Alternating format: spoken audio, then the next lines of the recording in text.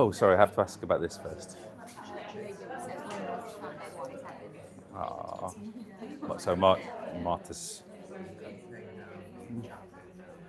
found out the sex of baby yesterday.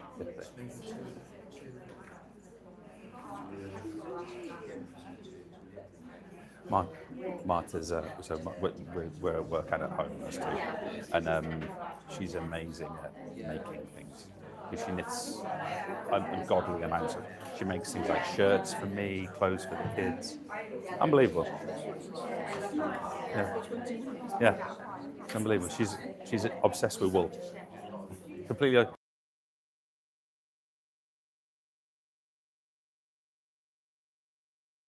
Morning, folks. A few things to begin with. First of all, and definitely most importantly, a massive thank you to John specifically and the team here at Churchtown, including the IT folks and lovely lady at reception who have been super, super kind. And I've got to say, John, as I catch your eye there, honestly, like most people, given the circumstances yesterday and with what was happening with the weather and stuff, most people would have cancelled. And I just want to acknowledge that. No, I know you wouldn't. I know you wouldn't. But I spoke to John yesterday morning. To be honest, I was quite worried because I was like, first of all, is the school closing, isn't it? We knew all the other schools in the area pretty much were closed. We thought half the people who were coming are going to have to, that aren't going to be able to come in, whether it's because they've got the day off or because of childcare reasons or all kinds of different things. And I spoke to John and he was like, no, we're doing it. And it was, I really appreciate it. So, and you know what it's like with these things? I'll be honest, I'm a bit terrified. So it's like in the days when you lead up to something like this, there's actually that little devil voice. You're like, oh, well, what if it did get cancelled? Football Tuesday night, actually, you could have a glass of, so I just want to acknowledge that because it's not about the teas and the coffee. It's not about the room with the amazing air conditioning. I'm so happy because I'm quite a clammy man. But I just want to acknowledge that because I think a lot of people would have done the exact opposite. So, yeah, so thank you for that. And also just for hosting generally and for the team for hosting, which in itself is appreciated. Okay, couple of practical things for today. I mentioned I'm terrified or scared. I don't know what word to use because I've done a lot of teaching and I do feel confident like teaching and stuff, but this feels really different somehow. Like we're putting that word on the board. Perfect, geez, that is definitely unrealistic. But the idea is here that we can kick something off today, and this thing with the dangliness here is also streaming, and maybe we can just kick off a conversation about what the theoretical, conceptual idea of perfect classroom PE teaching might be. Now, I'll be honest with you, I don't know what it is, but I'm going to give it a go today to just do a lesson, which I think might be solid, and then we can kind of discuss it and talk about it. And the idea as well that you folks can go, okay, that isn't for me, those 2 or 3 things, but I'm just going to nick all that stuff and do it, and I'm going to do. And one of the things we tried to do with this lesson is we think that there's things in this lesson which you can literally do this afternoon, and we think there's other things that you might implement in a week, other things you might implement in a month, and da-da-da. So there's a sort of a layering to this as well, I hope. That's if it comes out well, at least. So. Thirdly, before we dive into this, I just want to mention the nature of the session. So in this first sort of 50 minutes, I'm just going to present to you, just be teachers. You're probably keeping an eye on stuff. You're probably catching up with people. This is just a very brief presentation I'm going to do for this first 15 minutes. When we get into the lesson, I'm going to ask you to be full-on students. So I'm going to try and keep my exposition to as close to 0 as I can. So I'm going to try and avoid saying things to you. We're doing this because as teachers, we would do, because teachers don't talk to their students like that a lot. Sometimes we do. But I'm going to treat you in a lovely, compassionate, colleague-to-colleague, even way. I'm going to treat you as students for that hour and a half. So just practical things. If you have an emergency, let me know and go and deal with it. That's what we do as a teacher and a student. If you have an email that's not urgent, close the laptop and do that later on this afternoon. If something life and death happens, James, I understand. But generally, within that lesson, I want you to be students, okay? Lastly, and John, correct me if I'm saying the wrong thing here, in terms of practicalities, Toilets are just nearby. I actually haven't been, so I don't know exactly where they are here. Am I right in thinking there are cards at the back for the access? Yeah, to be fair, Joyce would probably let people in and out at the door anyway, but there are cards for access. Okay, so there's cards here. And folks, once the lesson bit starts, that doesn't need to be a student. Just give me, James, just give me a little, you don't need permission from me. You know, that's, I don't know how you do that at school. So can I go to the toilet? You don't need to do that with me, but maybe just reassure me that you're just not walking off. I'm done. I'm out of here. Okay, introduction, super quick. I'm James. I've tried to meet all. I think I've got around everyone. I might not. Did we say hello? Oh, I'm sorry. But I tried to get. Possibly not. Sorry. There might be some of the. But anyway, I'm James. My background is I've been a teacher. I say I've been a teacher for 27 years. That's a bit false, really. I was a full-time teacher for 17 years. So my career, I worked in 3 secondary schools and I worked in 1 sixth form college. The biggest chunk of that was head of PE at Farnborough Sixth Form College, which some of you may have a vague awareness. It's the biggest sixth form college in the UK, basically. It's enormous. It's ridiculous. It's a university. It's campus. It's 5,000 kids, so 2,500 in year 12 and 13. Outrageous place. And basically what happened in my career was I got that job and I had teams of PE teachers and we had to get really, really, really good at like A-level PE teaching. That was basically my job, like quality assure. We had 300 kids a year doing A-level PE. It was ridiculous.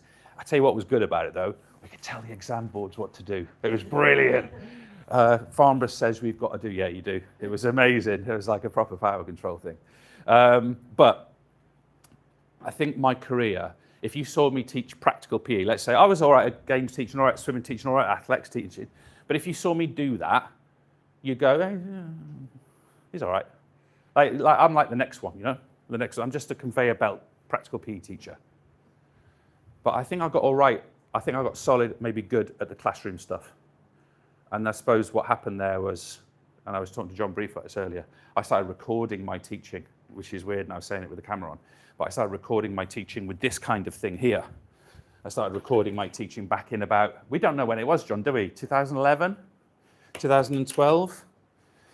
And I posted it on YouTube and people started using it. Some of you may even remember this. And from then it developed into a thing called My PE Exam, then it developed into the EverLearner, and then we've got, I mean, how ridiculous is it? We have got, I should say, Hannah, who's a really experienced head of PE, director of sport, who works full-time with us. We've got Andy, who's a really experienced head of PE, still active PE teacher because he works 0.2 in school, 0.8 with us. We've got Kim, who's an experienced head of PE, full-time with us as our PE business manager. These guys literally work in our PE team. And I shouldn't ignore Marta, of course. Marta is the co-owner of the business. But from recording me just going, energy systems work like this, ATP and creatine kinase ADP, all that jazz is turned into this kind of movement and a business. And like if you see it from my perspective, and I'll look in this direction here, we've had in our business like numerous children born through, you know, we've had people have house moves, we've had people move on in their lives. We've also had a couple of divorces, which has been interesting as well. But you kind of end up in this sort of experience, and you will know about this because you work in institutions, you work in organizations, you work in teams. And that's kind of our experience. So why are we doing this today? Good question. I think, I'm not sure about this, but I think there is value in providing CPD, which is not just what I'm doing now, which is showing slides, but showing teaching. I think there is value in not just having, let's say, an ECT or a younger teacher, let's say, or someone who's less experienced, not just watching them and feeding back to them, but them watching you. We think that mastery of any learning happens when someone says, this is how I do it, you can follow that model. Now, I want to be clear here. I'm trying not to put any ego or status into that statement. I'm not perfect, not even near. And I will screw up today, definitely. But the idea is that colleagues in this room, I've got Rebecca. Rebecca's really experienced teacher. Who the hell am I to say she should follow me? But what I think I can say, Rebecca, I'm not sure about this. What I think I can say is the opportunity just to watch another PE teacher, be a part of another PE teacher's teaching is rare. And that's what I'm trying to do. So that's the idea of today, to flip that, to invert that mastery model. We watch you, we feed back to you, and hopefully you improve. No, I'll give it a go. I might be brilliant or average. Nick stuff. That's the idea of today. Okay, I hope that's all right. So, we're not starting the lesson yet, don't worry. I definitely should have brought one of those clicker things. That's the first mistake. So you know that's what we're trying to achieve. Like, I don't want to make this too emotive. That's my job. So that's what I believe in. That's what I'm trying to achieve. That's what I believe is possible. Now, the first bit, I think every single person in the room will stick themselves to that. Radically improve PE achievements. You can read all kinds of interpretive things into that. The second bit is really provocative. I'm going to read it to you. Transform the PE teaching sector into the best trained and highest performing classroom teaching network in the world. Not better, not good, not superior, superlative, best. I think in our network of teachers in this room, outside of this room, we have got a capacity as a sector, partly because we're open-minded, partly because we weren't really trained in classroom teaching, partly because we've often worked in teams, partly because we communicate well. I think we've got an opportunity to take our teaching behaviours from wherever they are to there. And I think actually classroom PE teachers, PE teachers in general, are one of the only communities that's capable of doing that. So that's what we're trying to do. So that gives a bit of context for today. A couple of other things. I've mentioned this already. That's what we're going to do. Just remember, in 5 minutes' time, you are a student outright. Okay? Now, I would imagine Holly knows a fair bit about energy systems. I might be wrong, but I reckon she's got a good idea. There will be things you know in the lesson, but I'm also going to teach this in a way that I don't think you will know. I might be wrong, but I want you to be a student. And again, I'm going to try and avoid, I'm doing this because of, no. I will do that if that's relevant to you as students, such as, here's the instructions, this is where you need to be. But I'm not gonna do that as much as might feel natural to do. Okay, last things before we give this a go. That's what we're doing. Quite exciting, to be honest. To my knowledge, no one in the world yet has taught this course. Is anyone teaching it in September? WJCGC. It's the new course. There is an existing one. This one's first assessed in 2028, and I say it's first teaching in 2026, and it's available in England. I don't sell for them. They don't give me a penny. I've tried. But we're going to give that a go. I'll tell you why we chose that. Do a lot of us teach GCSE PE? I'm probably right. So we all teach aerobic, anaerobic energy. This course, creatine phosphate system, lactic acid system, aerobic system. So it's an interesting challenge. How do you, if you teach energy at A level, that's quite biology, that's quite A-level biology. So how do I bring that to GCSE, but leave the door open enough so they can go further in the future? That's actually why we chose it. I very nearly taught levers today, because I think everyone hates it, and I love it. So I nearly taught levers today. I nearly taught something called the principle of moments, because does anyone remember it? But on the old courses, it's not on the course anymore. We used to teach it like 2000 and 2003, 2005. I think it took off 2008, I seem to remember. So I thought no one will know what that is. So I'll teach them that because it'll be fresh. But I didn't. And I nearly taught a language lesson today, like literally foreign language lesson. I thought, right, what do these PE teachers definitely not know? Now, that's quite a big question. Now, Marta, who's my partner at work and at home, she happens to be a Catalan Spanish woman. And she would say it in that order. If you are a Spanish person of that, you might find that slightly offensive or political, that statement.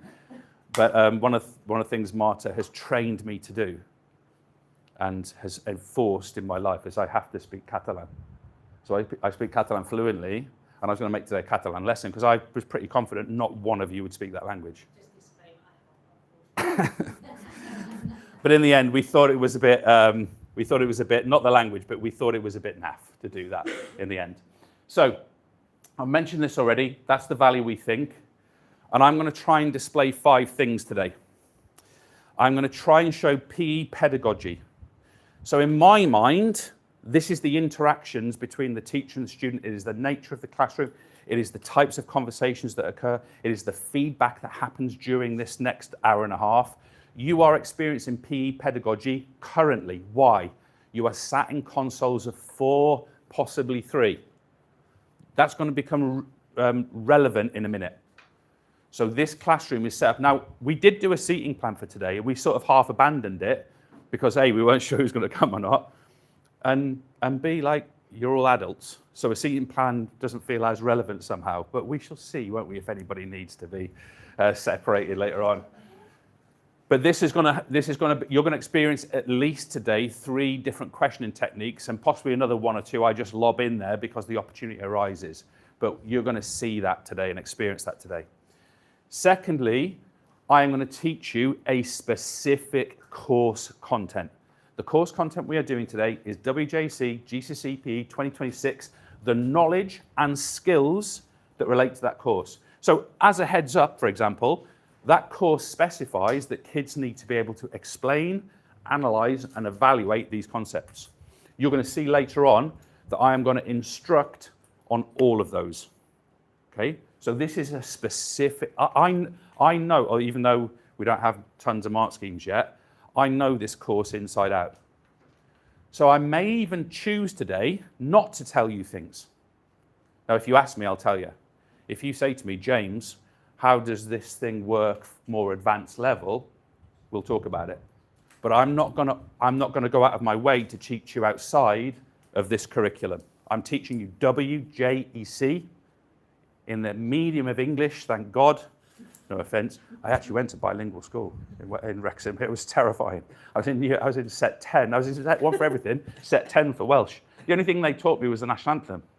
Oh, that's not an exaggeration. It was unbelievable. Anyway,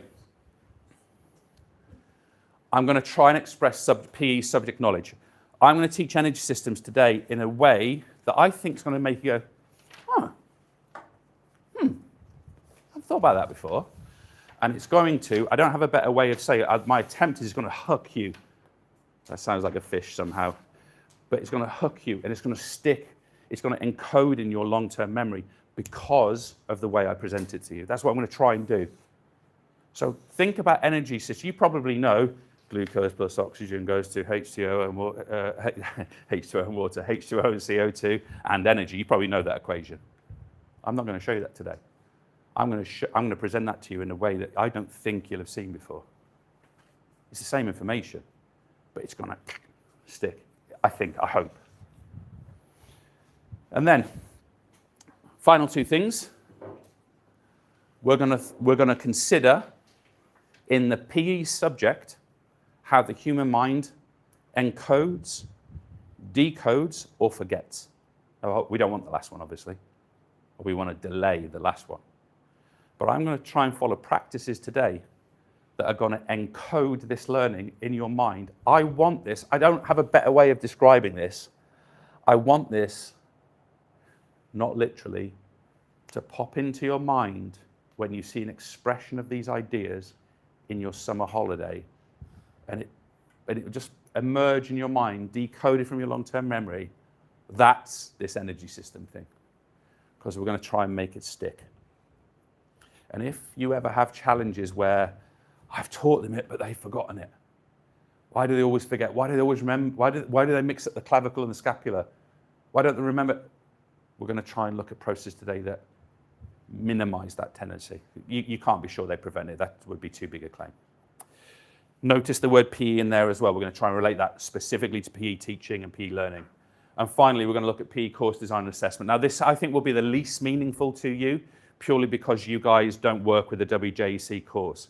But you are going to look, for example, today at the lesson activities, but also what all the future lesson activities and learning activities will be as well. And we're going to show you that towards the back end of the lesson itself. And we're going to give you that experience of what would this look like over time and how would assessment mix into that model. And we're going to look quite clearly at an assessment for learning process around that as well. Okay. We're about to start, folks. For you guys first. By the way, I must warn you of something. I'm really bad at awkward silences. What I mean by that is I love them. So if I ask you for questions and you sit there, you're going to sit there a while.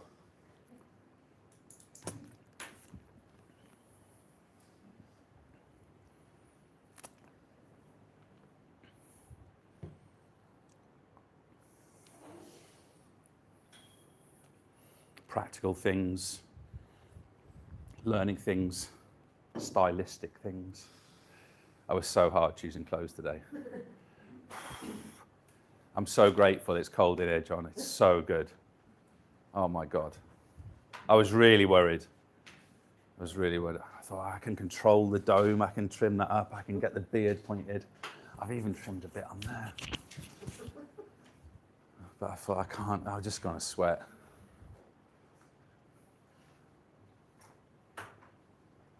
Let's do this, shall we? So, folks, last thing. Of course, there's a commercial angle. Forgive me.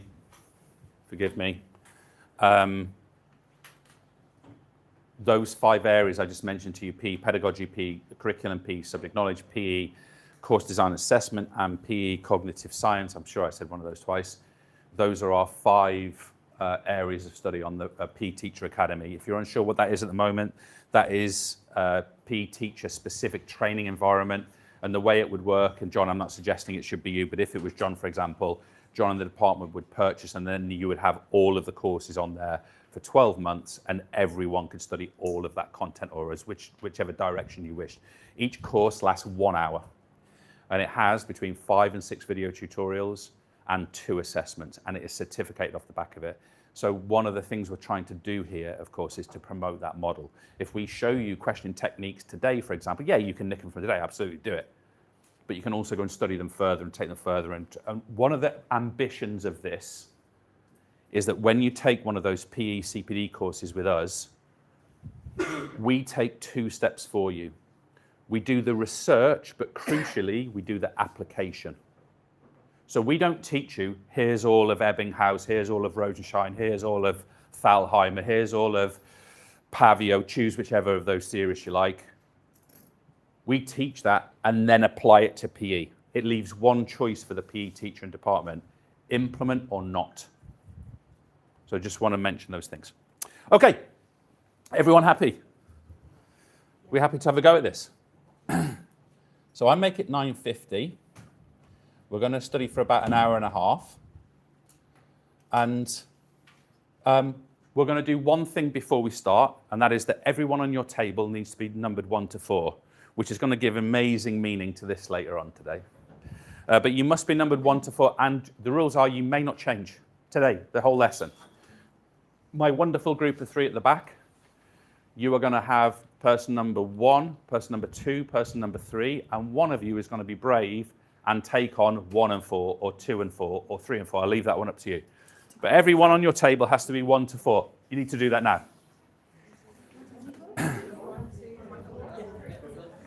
Secondly, you need to locate a piece of paper about that big and a set of colours that might look a bit like that. Outside of that, we are ready to go. No, you will use connection later on in the lesson, but for now you don't need your computer.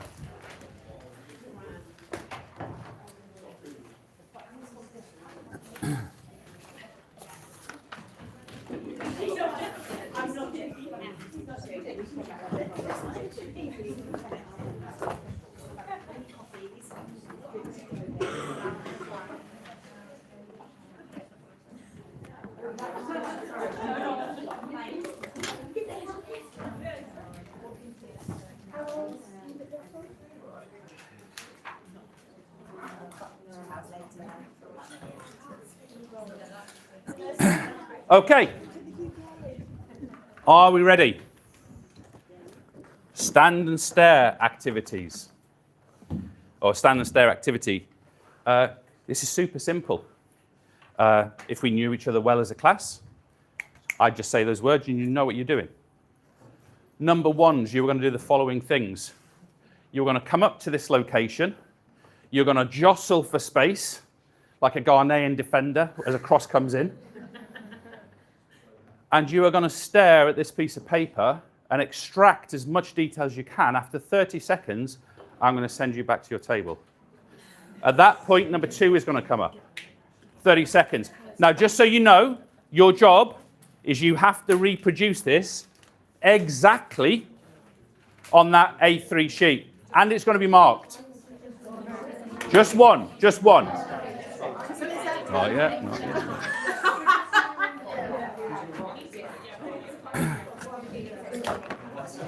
Number 1s.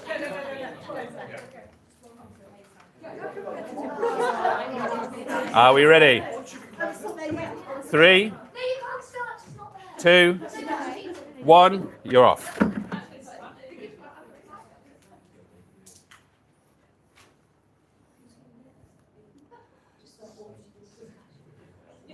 You got 12 seconds left. 5, 4, 3, 2, 1. What are you taking away? Is it a strategy? Is it memory? What is it you're taking away? Number 2s, please. Number 2s, please. Strategies are developing. Here we go. I'll move out of the way a little bit if I can.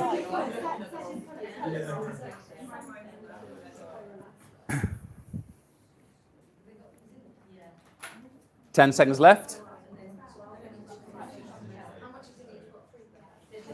5, 4, 3, 2, 1. Off you go. Number 3s are making their way. We've got this already. Rebecca knows how this works. I'm like at the back, it's unfair. You've got. You're here. I'm going to be that really naughty back of the class. Yeah. Well, seriously, you do see kids strategize in this. There we go. You got 30 seconds, guys.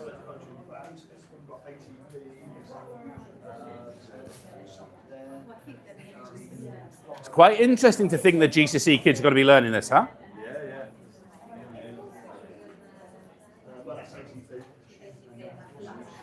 8 seconds. 5, 4, 3, 2, 1. Whoops. You get prime spot. You've got to take the pregnancy privileges. John, number 4s. You got 30 seconds.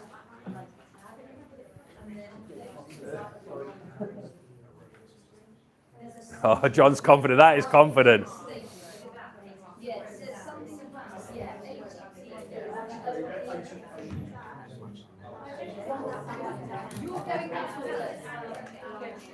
Seven, 6, 5, 4, 3, 2, 1. Done. You've now got 2 minutes, folks. I may in a moment allow one person back up. We shall see.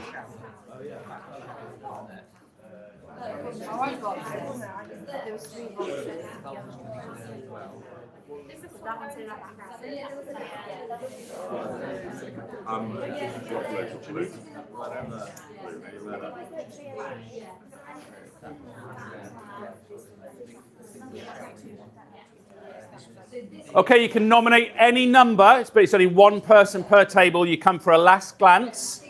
This is going to be 10 seconds only. 10 seconds only, this glance. So decide what you want.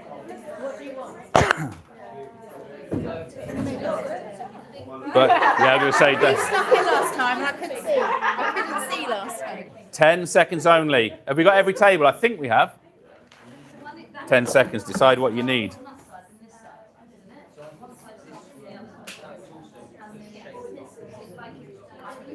All right, here we go.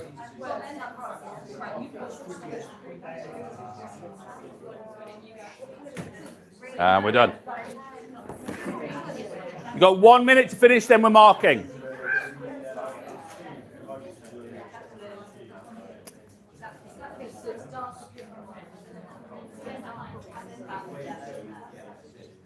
And is this, can you imagine this? Marta. Marta.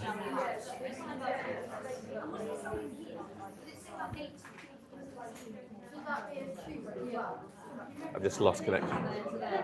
I know, I've just lost connection here. You're going to need the guy, I think, because I'm going to need that in a second. Just you might have to ask John, Dan or Mike, I think.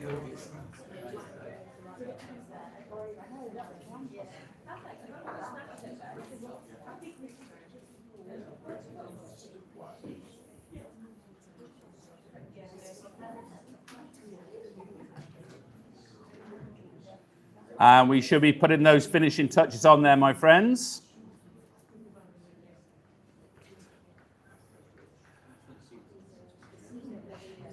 And stop there. Okay, so pens down, please.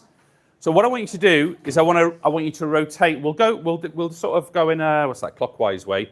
So we're going to go sheet of paper to here to up to the back and down to here and then round to here, please. So pass those round. We're going to mark these.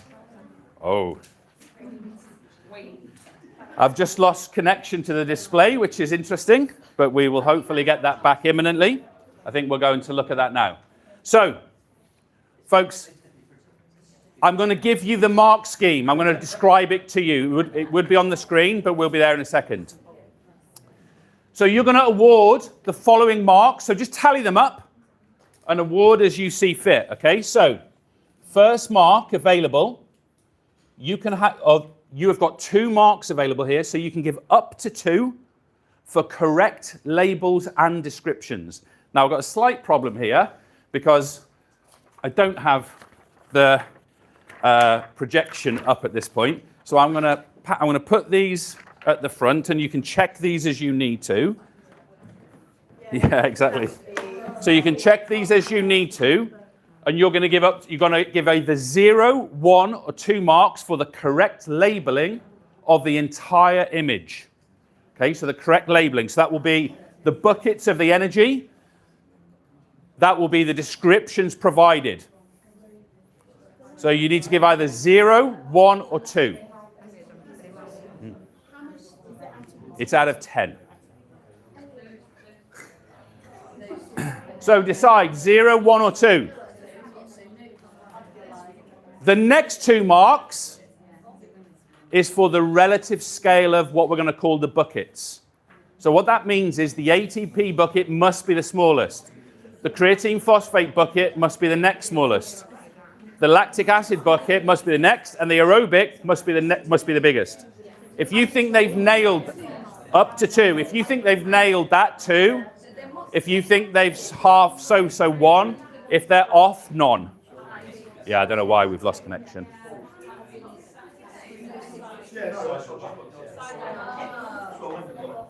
Oh, that might be it. I did move the table at one point.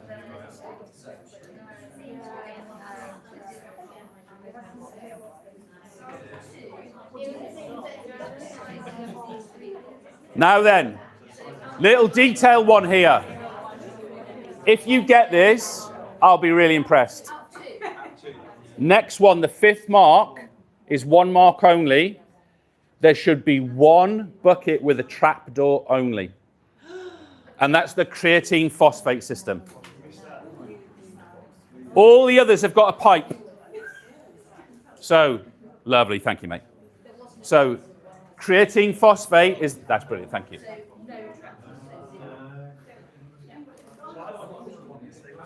So you notice here, only creatine phosphate has a trapdoor. Yeah, sorry.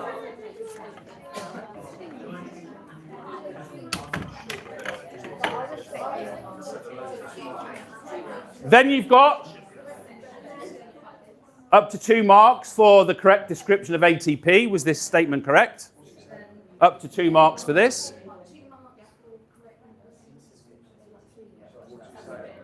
You've got up to 2 marks for the relative width and length of the pipes. So is it clear that the aerobic system pipe is longer than the lactic acid system? Holly.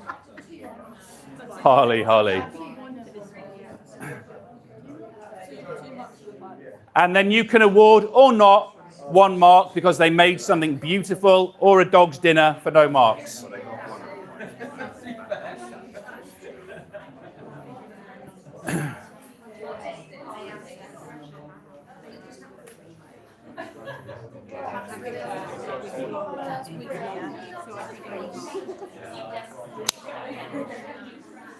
So, once you've got your mark out of 10, I'll leave it to you whether you offer something evaluative or a feedback comment or a congratulations or an insult kindly.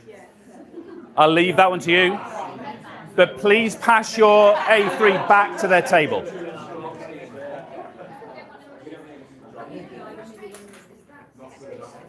What did you award? What did you award them? 7. That's all right. 7 solid. 7 solid. Oh, is that what you got or what you awarded? Oh, so you're giving them 7 for you. I don't want to insult you, but I heard 2 of them use the term bang average. Yeah. Holly, nightmare. And they got 6. Okay. So, what I want to do here is you review those marks and you decide you want to appeal and contest. I would like to teach a principle here, and it comes from this image on the board. This yellow squared text here is so important. As you sit there now, whatever metabolic process is occurring, such as the muscles in your neck are holding tone to hold your head up, such as any reaction that's going on in any cell, it is being fueled directly and only by this little bit of magic ATP. Oh, wow, we love you. Amazing. However, that ATP, this pixie gold dust that we need for every reaction, for every muscle contraction, if we want to move in any way at all, the only thing that can power it is ATP. But here's the problem. Look how big that bucket is. How much ATP do we have in our cells as we sit here today now? 2 seconds worth. 2 seconds. So if you start Jude Bellinghaming it, you've got 2 seconds of that stuff, at best case. So what are these energy systems for? Please listen to the sounds I'm going to make here. I'm referring to the creatine phosphate system. Here's my description of it. Are you ready? Kaboom! Trapdoor dump. Creatine phosphate system, as an energy system, remakes a load of this stuff. Bang, bang, bang. Immediate. Rapid. But notice how big that bucket is. It's green, it's lovely, it might be a little bit, it might be turquoise, but it's small. It runs out. We've got this lactic acid system bucket. It's bigger. It's a big flow. I would describe it in the following way. Whoosh.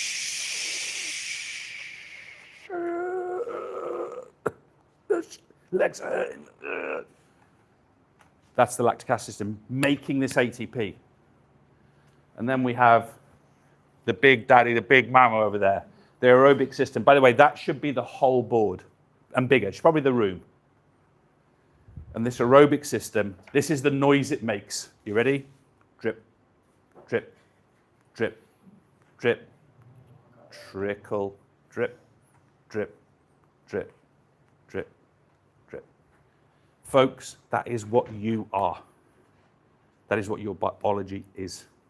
That is what happens to you when you stand at paddleboard, when you kick a football, when you run, when you row, when you cycle. This is what's happening. Why?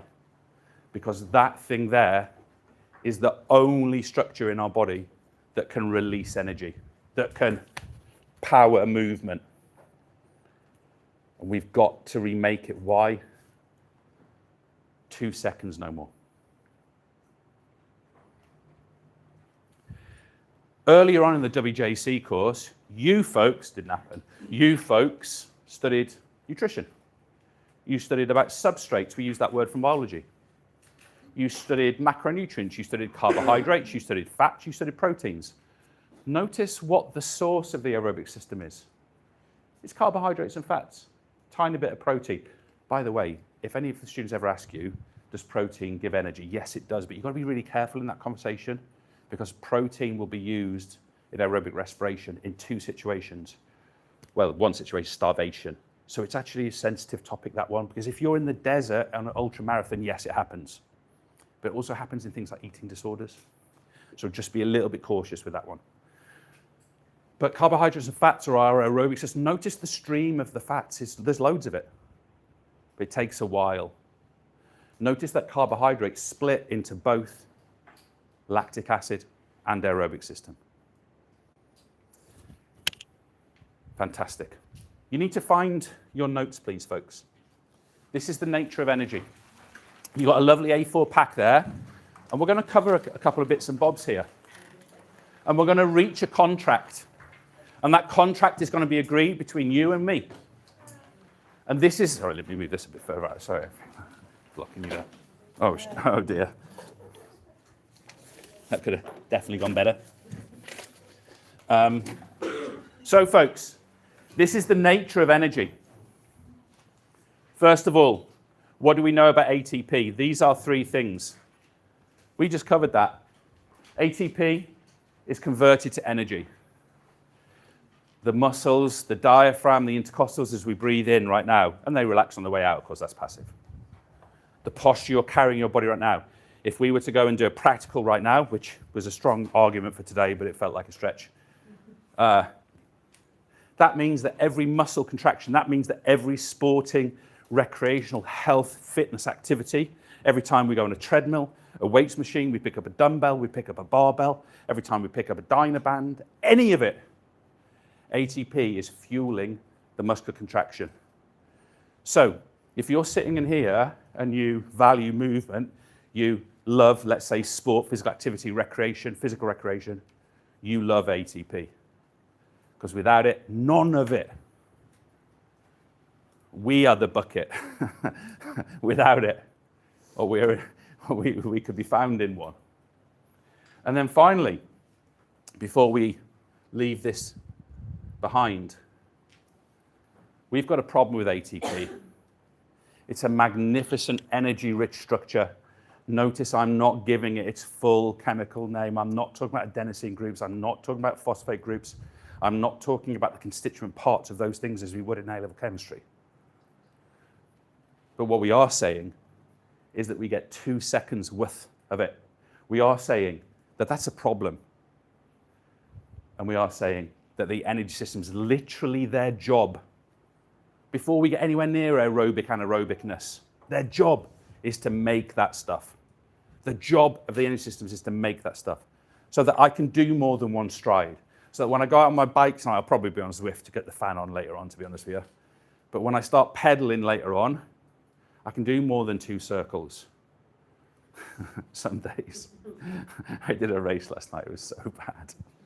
It was so bad. I can't tell you what happened. It was ridiculous. I was doing so well. I was in for two of the 3 laps. I was in the lead group, and I got on the penultimate hill, and I just died on my ass. It was. I just literally started going backwards, and I was in E rank. It was so bad. Anyway, so notice the one underlying word, my friends. Remake. Notice A-level teachers. Sorry, this is the exposition I'm not going to do. I'm not using resynthesize. I might accidentally say that later. But synthesize is make. Make is synthesize. Something is synthetic is made. You know, so you could introduce it, but I'm kind of opting out of it a little bit. Also, there's something else in the previous slide. I didn't use the word utilizable. I used usable. Just little things, like it doesn't matter, but little considerations. Okay, next activity. So, open your envelope, my friends. Which envelope, James? They're brown and I'm still not totally sure. Why are they called manila envelopes? I actually don't know the answer to that. Are they not? That's a manila envelope, isn't it? Yeah. I think it is. Or is it not? I don't know. Yeah, ChatGPT would work. Okay.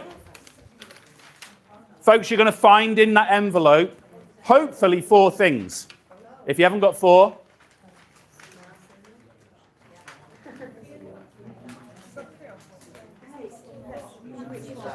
so let me introduce the task to you. You have got an energy continuum curve. I want to introduce it to you first. First of all, we have an x-axis. We all know as PE teachers, of course, the x-axis, the horizontal axis, is the one we tend to address first. Some people in here will teach maths. You will explain that better than I do. We also have a y-axis. The time axis, the time in seconds is on the x-axis. On the y-axis, we have a percentage contribution of energy. So going back to our buckets of energy systems, at what point in time does each energy system contribute the most energy? That's the question we're asking. And you've got 3 performers. Your job is the following thing. As your group of 4, discuss and agree where to stick all 3 performers on the relevant position on the x-axis. And stick them there. I think you've got blue tack in there as well. So literally stick them on. You've got a couple of minutes, give it a go. And I might throw a curveball in a second. See what you come up with.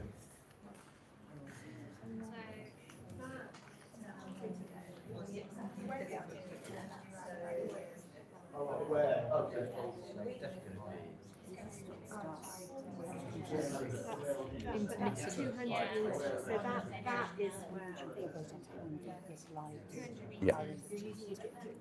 Okay. For those at home, the slides are in the chat. Is that what I've got to do? That's so weird.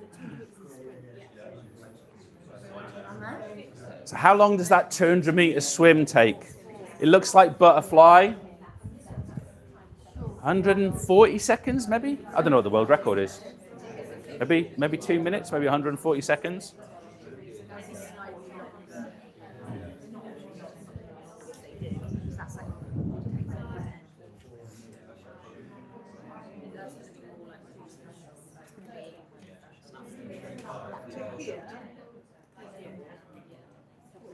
The pointers have got to be on the x-axis.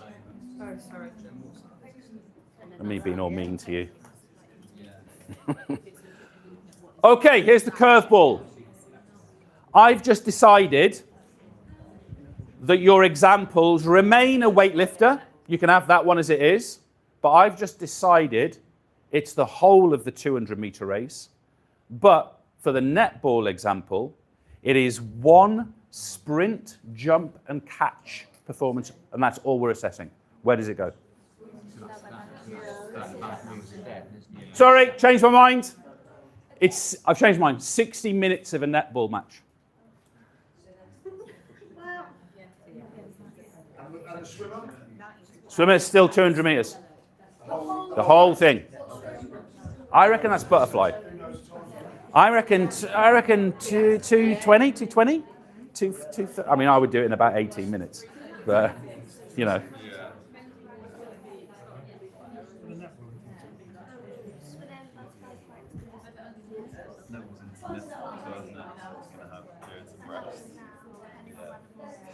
Really important play time. And stop there. So, rather than giving you answers here,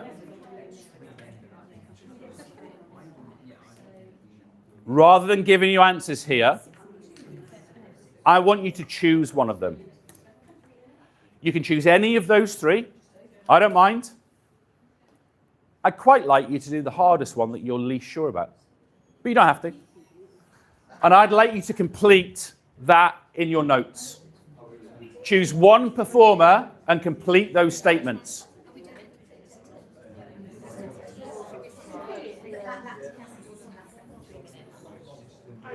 Question for you guys. I agree with that statement entirely. Lactic acid will last about 3 minutes. It also depends on intensity. Think if they went out first 50 meters flat out, it's going to come down. It's going to that would fatten.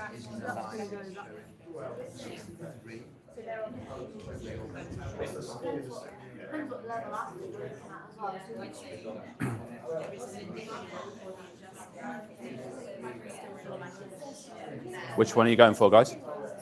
The most definite. It's up to you. You can choose. I don't mind which you choose.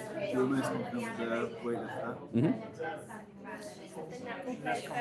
I am going to make a criticism of your solution, and I'm going to come back to the task, which is you must indicate on the x-axis. It's got to be on the x-axis. That's the point is exactly. So once you've got that, let's say you've got to do the weightlifter. I want you all to complete those statements. So I would say you think about it. And I'm going to ask you to take me through it, I think. That's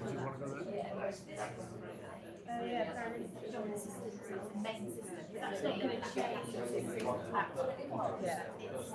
So there are 3 minutes, 2 minutes, and it's high intensity. They're going to go out faster and they're not going to exactly that time to go down.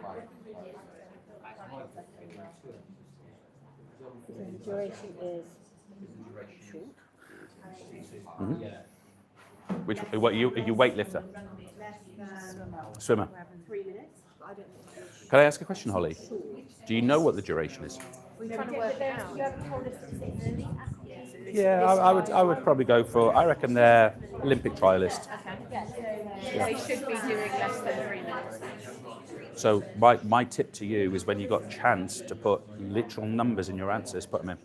So by the way, when you do an exam answer, decide. She did it in 3 minutes. I'm telling you, it's my answer. Examiner, I've decided they did it in 2:47.5. That is a beautiful exam technique. You put the specific data and numbers into the answer. Which one did you go for, folks? The 200 metre swimmer. That's a tough one. Yeah. What did you go for? 2 systems. One's the lactic acid system. Agreed. The duration is above 10 seconds and below. What is the duration? This is what we are. What do you reckon? What is it? Is she He said under 2 female or male? I'm not minutes so for sure. a 200 metre professional. What are your options of what you put in that space? Could you make a generalized statement? Could you make a hyper-specific statement? My question to you is, how long did she take? Yeah. It may be here. I forget what it is. You're welcome to decide. We were saying under 2 minutes. Around 2 minutes. 157.8. It's around 2 minutes, isn't it? Yeah. I mean, you can be as specific as you like. Yeah. And a great tip is when you get into your exam answers, include data, include numbers, include just specific measures. This is quite general, isn't it, this scale? Yeah. But you could be as specific. I want to challenge your first answer. Because if I look up, let's say you put it there, if I look up, I don't believe there's 2 systems contributing. I think aerobics offering about 40. I think crystalline phosphates offering about 20. And I think here we're offering about whatever that is, 45. So I don't think 2 systems are operating. So would you include the initial, say, push No, off I would block, look or straight look up that straight? point. Okay. Almost. Sorry to ruin you. Okay. So you kind of compare it and be like, No. You can do, especially in long duration things. And we're going to come to that actually later on. That's just an exam technique, isn't it? Yeah. How to answer that question. Exactly. You can interpret that in different And the exam question may say to you something about the nature of that 200-metre swim. It may say to you for the initial dive start of the 200-metre swim. It may say to you the last 50 metres. It may say to you the whole thing. So that's where you get. But the other time when you're in your exam answer, you can literally decide that. Yeah. A bit weird. No, I know. Pick up the conversation with them. Okay. So, folks, we're going to bring that together. Do we have someone in the room who's feeling hyper confident or not about this activity and think they've got some solid answers? Come on, John and Holly. Oh, John's nominating. No, I'll go if it's Holly, yeah. I don't know what to do with this particular trade-off. Let him have it, because he'll just. Will he just? Sorry. He'll just have a strong. Okay, Holly, you go, dear. Ollie, there's two rules to this. The one, you've got to be nice and clear, and the choice you have is you can stand up or not. You don't have to. Sure, What cool. we're doing, just reading these. You're going to tell us who your performer is, and you're going to give us your answers to these statements. Yeah. Go ahead. We did the 200-metre swimmer. Mhm. So there are 3 energy systems contributing during the performance. The predominant energy system is the lactic acid system. because the duration is less than 3 minutes and the intensity is high. Challenges? Gone. Thoughts? Go on. Could it be improved? Could it be improved? Let's go through it one at a time. Just do the first statement again, please. 200 meters swimmer. There are 3 energy systems contributing during the performance. Okay, so we reckon it's about here, do we? And if I track that up, yes, we've got phosphocreatine, yes, we've got aerobic, yes, we've got lactic acid. All 3 are contributing. Folks, there's a rule. We're about to do the contract in a minute. I'm telling you now, no matter what anyone else tells you, 3 energy systems contribute incessantly, relentlessly, and never ending. Always. There's a little bit of creatine phosphate when you're sleeping. Oh, isn't that nice? There's a little bit of aerobic when you're sprinting. Not a lot. There's a proportion. But it's there. Brilliant answer. Second statement, please. The predominant energy system is the lactic acid system. Fantastic answer. The answer is correct. The key word I want to draw out of that statement is this word here, predominant. What does it mean? It means that if we track up on that graph, the one with the highest peak is the lactic acid system. And I think you're right, Holly. If we go up from here, the highest peak is the red one. The predominant. So the other 2 are contributing. Aerobics, drip, drip, drip, dripping. Creatine phosphates, boom, in. But lactic acid is whoosh, and it's whooshing more of a contribution than the other 2 are. If you put the other 2 together, it might be quite close, actually. But independently. Fantastic. Third statement. Because the duration is less than 3 minutes. The duration is less than 3 minutes. I actually think we can improve that. I just want you to tell me what the time is. What did she, is it, I actually know Mr. Shearer here. Bang on 3 minutes. She did 3 minutes. 3 minutes, 00 to 00 thousands. Well, actually, no, there was like a millisecond off. So 2:59, 999. Sorry. Beautiful. Folks, can I urge you in your exam answers, if the time is not given to you in a table, give the examiner your decision. You decide, colleague, it's 2:59.99999. You decide, actually, it's the world record holder at 2 minutes 05. I don't know what the world record is. But you can determine that. That is really helpful for you as the student as well, by the way, because you're basically saying to the examiner, this is what I've decided. You better know I'm right. Now, it's slightly different if the question had read the dive start of the butterfly race. That's different because they're telling you that's like probably 3 seconds worth once they come up. I think, do they go under a lot? How long are they under for butterfly? They go a while, don't they? They go a while, don't they? So that could be maybe 5 seconds. But when you're doing this in your exam, tell the examiner what you have decided. So that it's a marginal improvement, but that could be one. And the last statement, please, Holly. And the intensity is high. Beautiful. I want to give you a tip here, folks. This might help you. These are your choices. Intensity.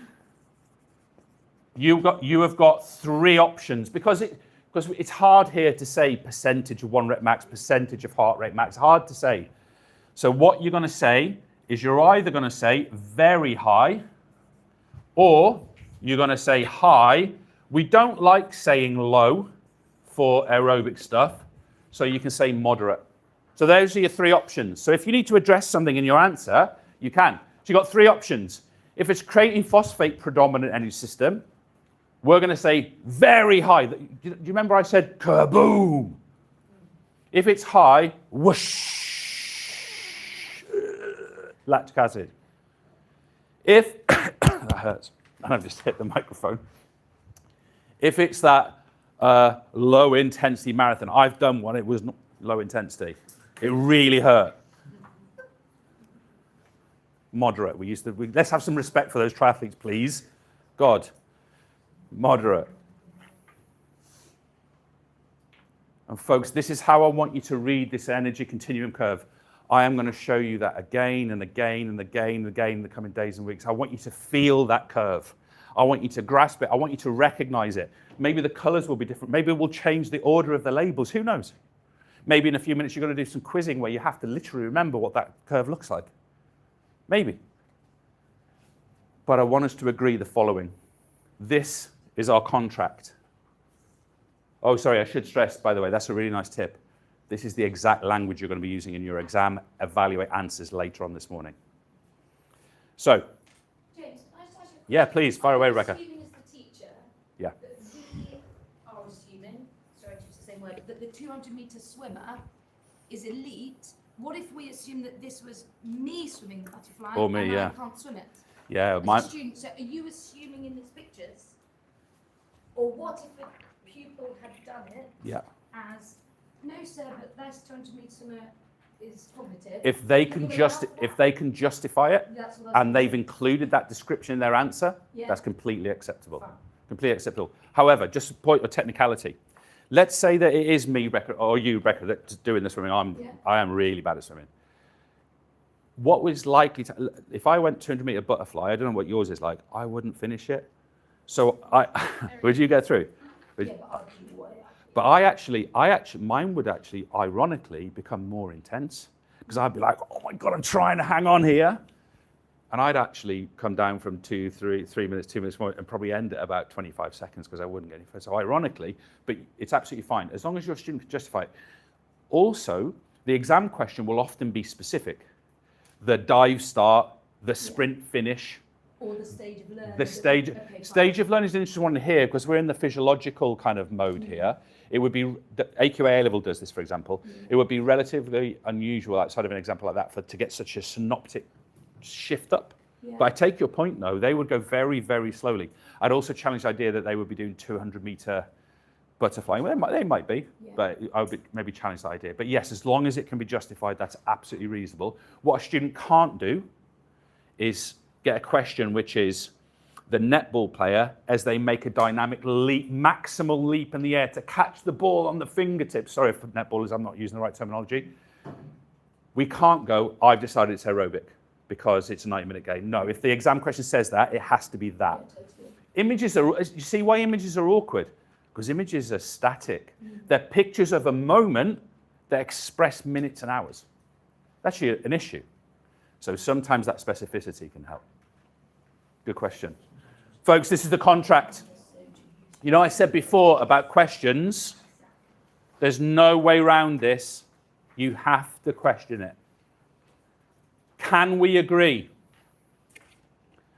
All three energy systems contribute ATP at all times. We are agreeing that now, today, with love and compassion, and I love my students and what wonderful young people. I've met all your parents. Oh my God, you're brilliant. If I catch you saying 2 or 1, we're going to fall out. It's 3 all the time. 3. Because what we're interested in is always a predominant one. So what is the second point? There is always a predominant system. The predominant system is based on duration and intensity. Now look at this word and. What we've done a lot of so far today is duration. Oh, it's 180 seconds long. It's got to be lactic acid or maybe going to aerobic. It's 10 seconds long. What if I just do this for 10 seconds? That's aerobic. I don't know why I'm doing this, but that's aerobic because I could go for longer. So we've got to combine both duration and intensity. So this language here, is the intensity very high or moderate? And of course, what we find in sport, where people are trying to win generally, not always, but generally, is that moderate things will go long. High things will go about 1 minute to 3 minutes. Very high things will go about 10 seconds. It's one of the reasons I love gymnastics. Again, terrible at gymnastics. I mean, you should see it. So bad. You should see my teaching of gymnastics. Some of the worst lesson observation I ever had in my life was of a gymnastics lesson. I cried. It was that bad. Simon Spires went on to be head teacher. Shit. Someone told me the truth about my gymnastics teaching. He was a really good gymnastics, to be fair. It was rubbish. This is near here, so when I was teaching in Wantage in King Alfred. But I tell you what I love about gymnastics is it takes those 3 energy systems, it plays with them. What is a floor routine?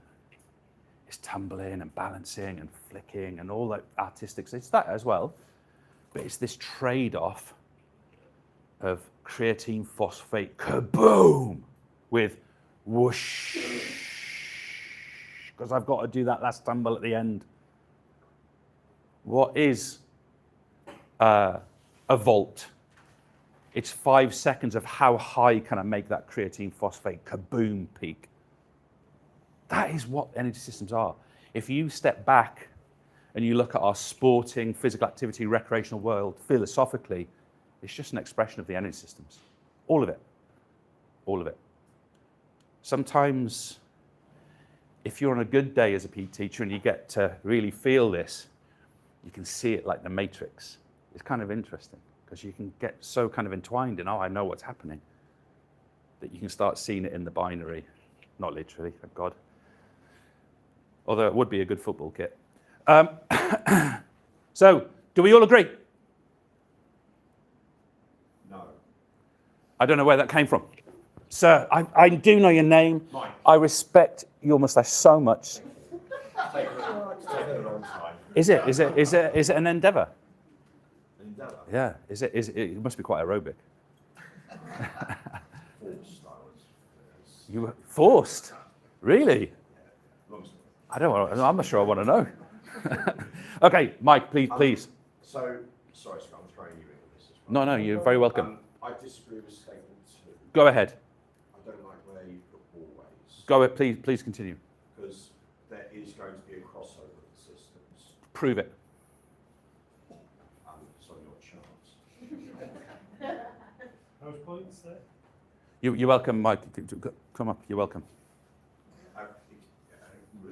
It's where lactic and aerobic will cross and eventually will, in a very small moments, they're the same. Thank you. Any others? There's one. Here. Mike, take a bow. Well, Scott. Brilliant answer. And I don't know who said it, but somewhere in this rough vicinity said a T word. Threshold. Oh my God, you lot are so good. Thresholds. Let me tell you a couple of things about thresholds. Mike, you're absolutely right, sir. Our contract is false. Like every rule, there's always a grey area. Someone's going to break it.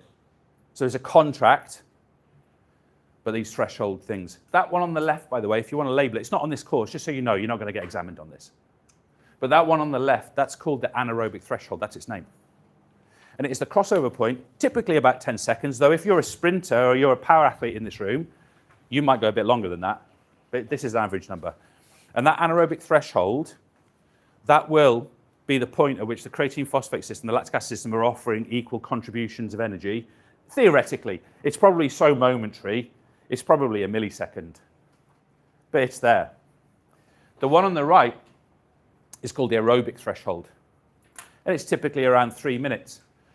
Those of you that are really excited to study A-level PE with me next year, we're going to look at literally how many millimolecules of blood lactate there will be per 1,000 at that point. But we'll leave that for today. But if you're interested, just you lot wait. Honestly, it's well cool. We don't get to the bits where we take blood, unfortunately, but we do have a little sensor that will measure it. We'll estimate it. So thankfully, it doesn't hurt. But those are thresholds. And let me give you the most important things about thresholds. All, or nearly all, effective physical training happens at threshold. Wow, what a statement that is. Now, if you're a long endurance athlete who does loads of continuous, you're going to disagree with that. But what you're going to do is you're going to go as high intensity as you can without going back into that lactic acid area. So you do flirt, like when I was on the bike, I definitely went back into lactic acid on the bike on the hill last night.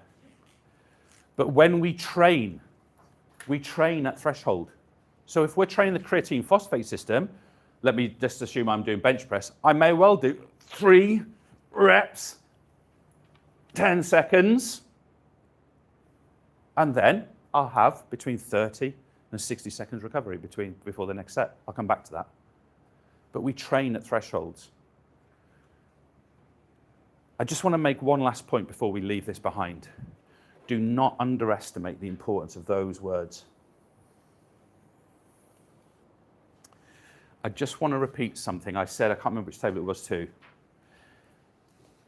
But if we go really hard, let's say we do a 400-meter race, a run, and we really go for it, I don't know what I'd get.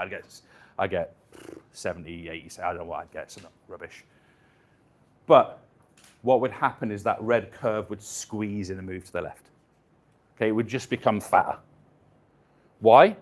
Because I'm not doing the whole duration of my lactic acid system. I'm going harder than I really can for 3 minutes, so therefore it scrunches up. And it doesn't mean the aerobic system kicks in earlier, it means I stop because I got to recover. So just bear that one in mind. Mike, your challenge, sir, Scott in association, was majestic and perfect. But that's our contract from now. With the exception that Mike has provoked, that is our contract. That is our contract. That is what we agree in this room. When we write about energy, that is what we're going to write first. To the example. Okay, little bit of a change up. Got 2 or 3 minutes now. It's just a bit of free moment. Just have a look at what we've gone over. Ask yourself some questions. Add some notes. Label thresholds. Do what you need to do. Just take a couple of moments. Ask me a question. Ask a table of the question. 2 or 3 minutes. You've got just to yourself. Take a minute with your notes. Clarify. Ensure. Challenge. Maybe provoke across the table. Right. Mike, you got all these ideas about thresholds. What is it the same for a 400-meter runner and a 400-meter hurdler? What happens in 110-meter hurdles? They go about 13 seconds.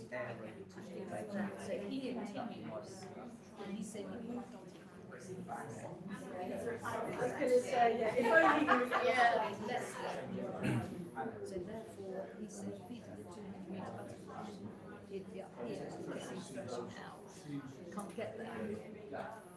And therefore stop. Yeah. So he'd be such hard work. Say again? Yeah.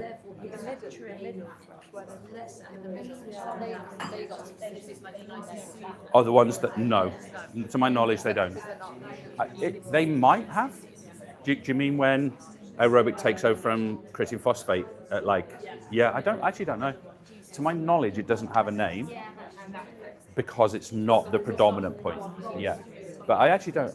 It's an interesting question. I never thought about it. So I would guess they don't. But we could name it the Kim threshold. Okay, you can carry on reflecting for as long as you want, folks. But if you are there or thereabouts, there's a little slip of paper on your table here. This is for you individually, and your job is to do what's on the board now. So at the end of that reflection, when you're ready, you take a couple more minutes by all means, but you have an assignment to do. And that assignment is done by following that route way. Okay? So what you're doing is you're logging in, you're going to your assignment, and you are doing the mastery quiz, please. And by the way, it must be this login. If you've got a login with us, it won't work with your personal login. Mm-hmm. No, not at all. Yeah. Well, Kim just asked it. You're going to ask, has that got a name? Yeah. Yeah, literally, Kim just asked me. I actually don't know. My sense is it doesn't. Yeah. But we've just named it the Kim threshold. But I don't believe so. Don't really talk about that. No, I don't believe so because it's always considered to be the peak, the threshold at the peak. Where does the predominance crossover come? But it's actually a good question. I genuinely don't know the answer. My sense is it won't have a name, but I can't be sure on that. I'll check for you. No, the mastery test quiz, please. So if you go into assignments. Yeah. And there should be 2 waiting for you. You're looking for the grey one. So the grey one, please, folks, once you're logged in. And please notice who you are. There may be an Ella out there. There may be a Harry Kane. There may be I think I'm Thomas Tuchel, which is, I don't quite have his physique, unfortunately. I have the opposite one. I'm sorry, I didn't meet you right at the start. I'm so sorry. I'm James. Nice to meet you. Oh, you're based in? What place, huh? PE? I'm sorry, I didn't introduce myself. I'm James, by the way. I'm Sam. So, yeah, good. Where are you based? So, which is the same as me. Well, sure. Where are you from? No, but where are you from? Like Gloucestershire. Oh, Gloucestershire. You sound over the border. Yeah, like EverLearner. Oh, okay. Have we met online? We talked about this, haven't we? Yeah. I told you about my Marta. How good was that pie in Abergavenny? Oh, because we were there because we bought a 1980s miniature German caravan from a family in Abergavenny. That's true. Anyway, yeah. So we had pie and chips. It was amazing.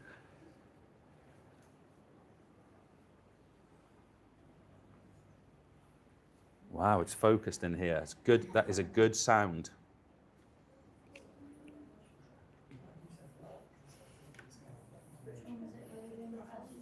Yes, that one, yeah.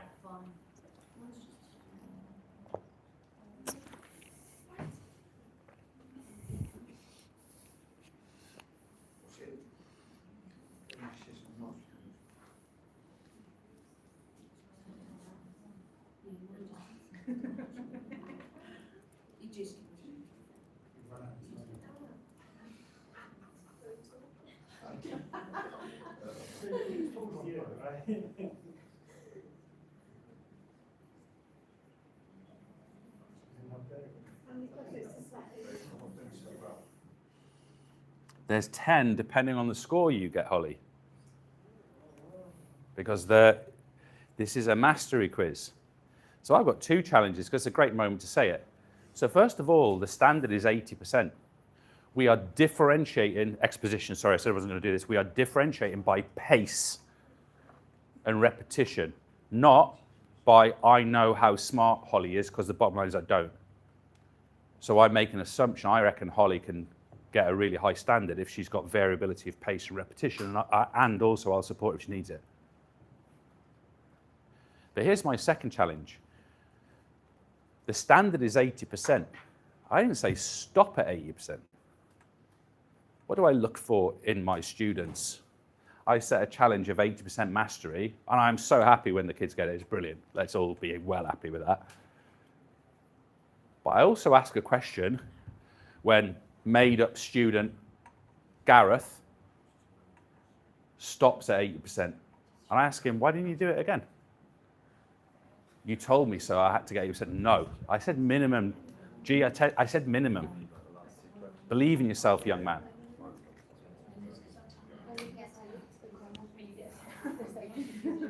How'd you go? Huh? I got one. Okay, well, you got 9 right. But as you say, I'm not mastered at having to go down. Well, I think the challenge is, does it seem to be the context where you have time to have another go? Would you like to have another go? We're doing it in half. Why not? And a couple of exposition points as you do that quiz. That quiz, by the way, one of the aims of it is you see image after image after image after image. I am trying to burn it in your brain. I am gonna what we call the energy gates there. It should get burned in your brain because you see it again and again and again and again, and you're probably going to get annoyed with me. You're going to see it that often. Same with the continuum graph. You see it again and again and again. You have to do things with it.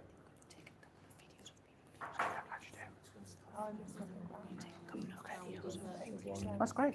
Well done. No, that's fine. No, it's a bit of exam technique in there. Sometimes it happens. Sometimes the brain goes, it sort of runs ahead sometimes, especially with quizzing. Quizzing has always got this energy of I want to get to the end. It's a bit of a, it's an odd one. Some ages ago you did it, but then we do it online for like Anthony Hamilton was there. Yeah, great guy. And he's a great guy. And I asked a question about whether you can differentiate depending on your name. Yes, yeah. So I've written articles on this. So there are 4 ways officially. Okay. the two ways I believe in, and I'll mention the other two, which are enabled here as well. So way one, this is in any education setting. Way one is differentiation by pace and repetition. So set a mastery standard, and colleague or student in this student or colleague in this case, have as many goes as you need to get to that standard. So that's mastery by repetition of pace. The next one is mastery by type of support. So, for example, we might know about you that you experience dyslexia, that you're anxious, that you've got access arrangements. We can increase or decrease time, or we can ask you to do this with timer off, do practice time, so we can change the condition slightly. So that's the type of scaffold. How do you get into those settings to be able to take Okay, the timer off? so that I can show you on here, but that works. Do you want me to put? I can put that on for you. Which character are you? On Trinity. Trinity. Let me change that for you now.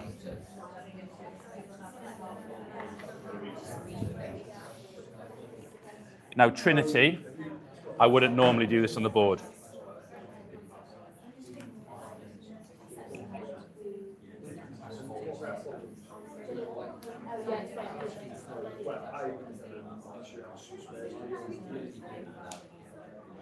Now, Trinity, I've just decided. Where is Trinity Rodman from? Is she an American footballer?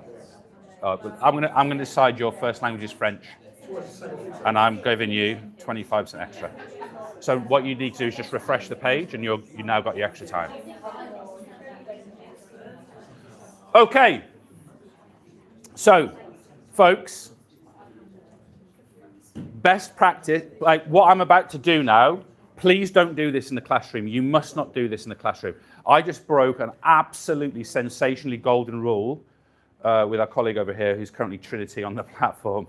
I'm thinking about the Matrix again. So I just added extra time because we had a discussion about differentiation and what have you. And by the way, I only told you about two forms of differentiation. I didn't tell you about the other two yet. But the other thing that you shouldn't ever do, but I am going to do here, is you can go in and obviously look at how people are performing in there. So as the teacher, you just blow that up.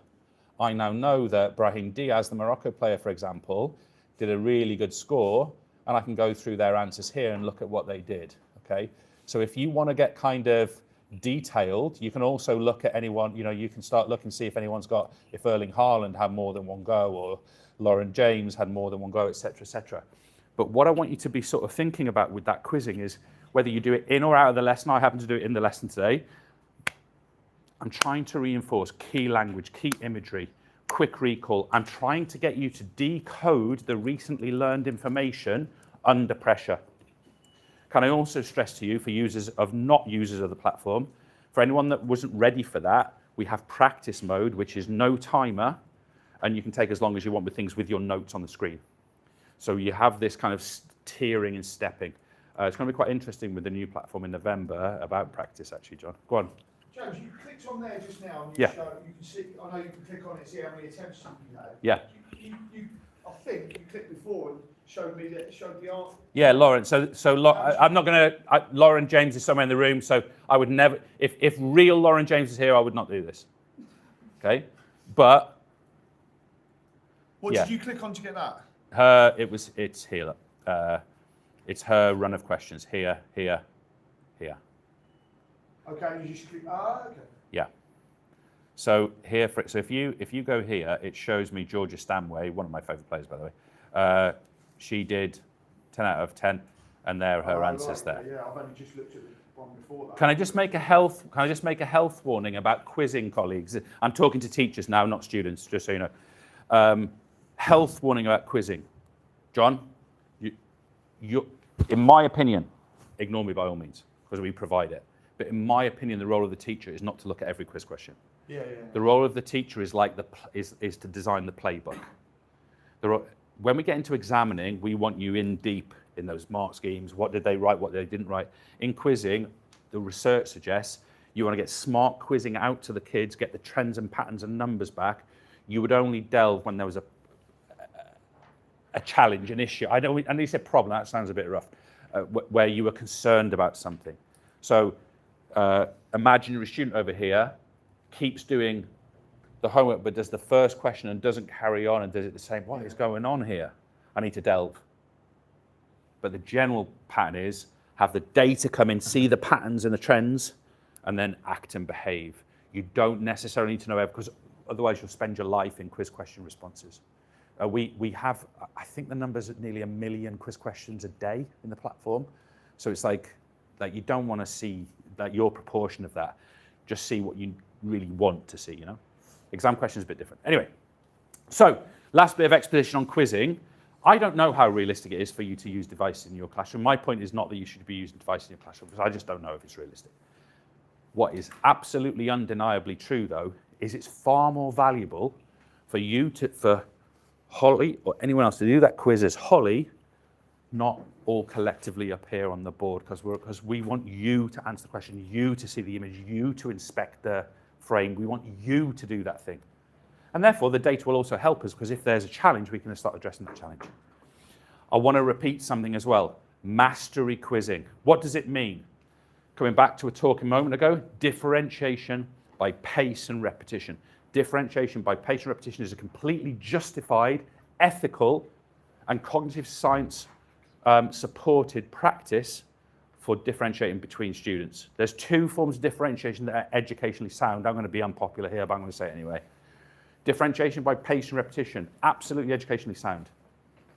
Differentiation by type of scaffold, absolutely educationally sound.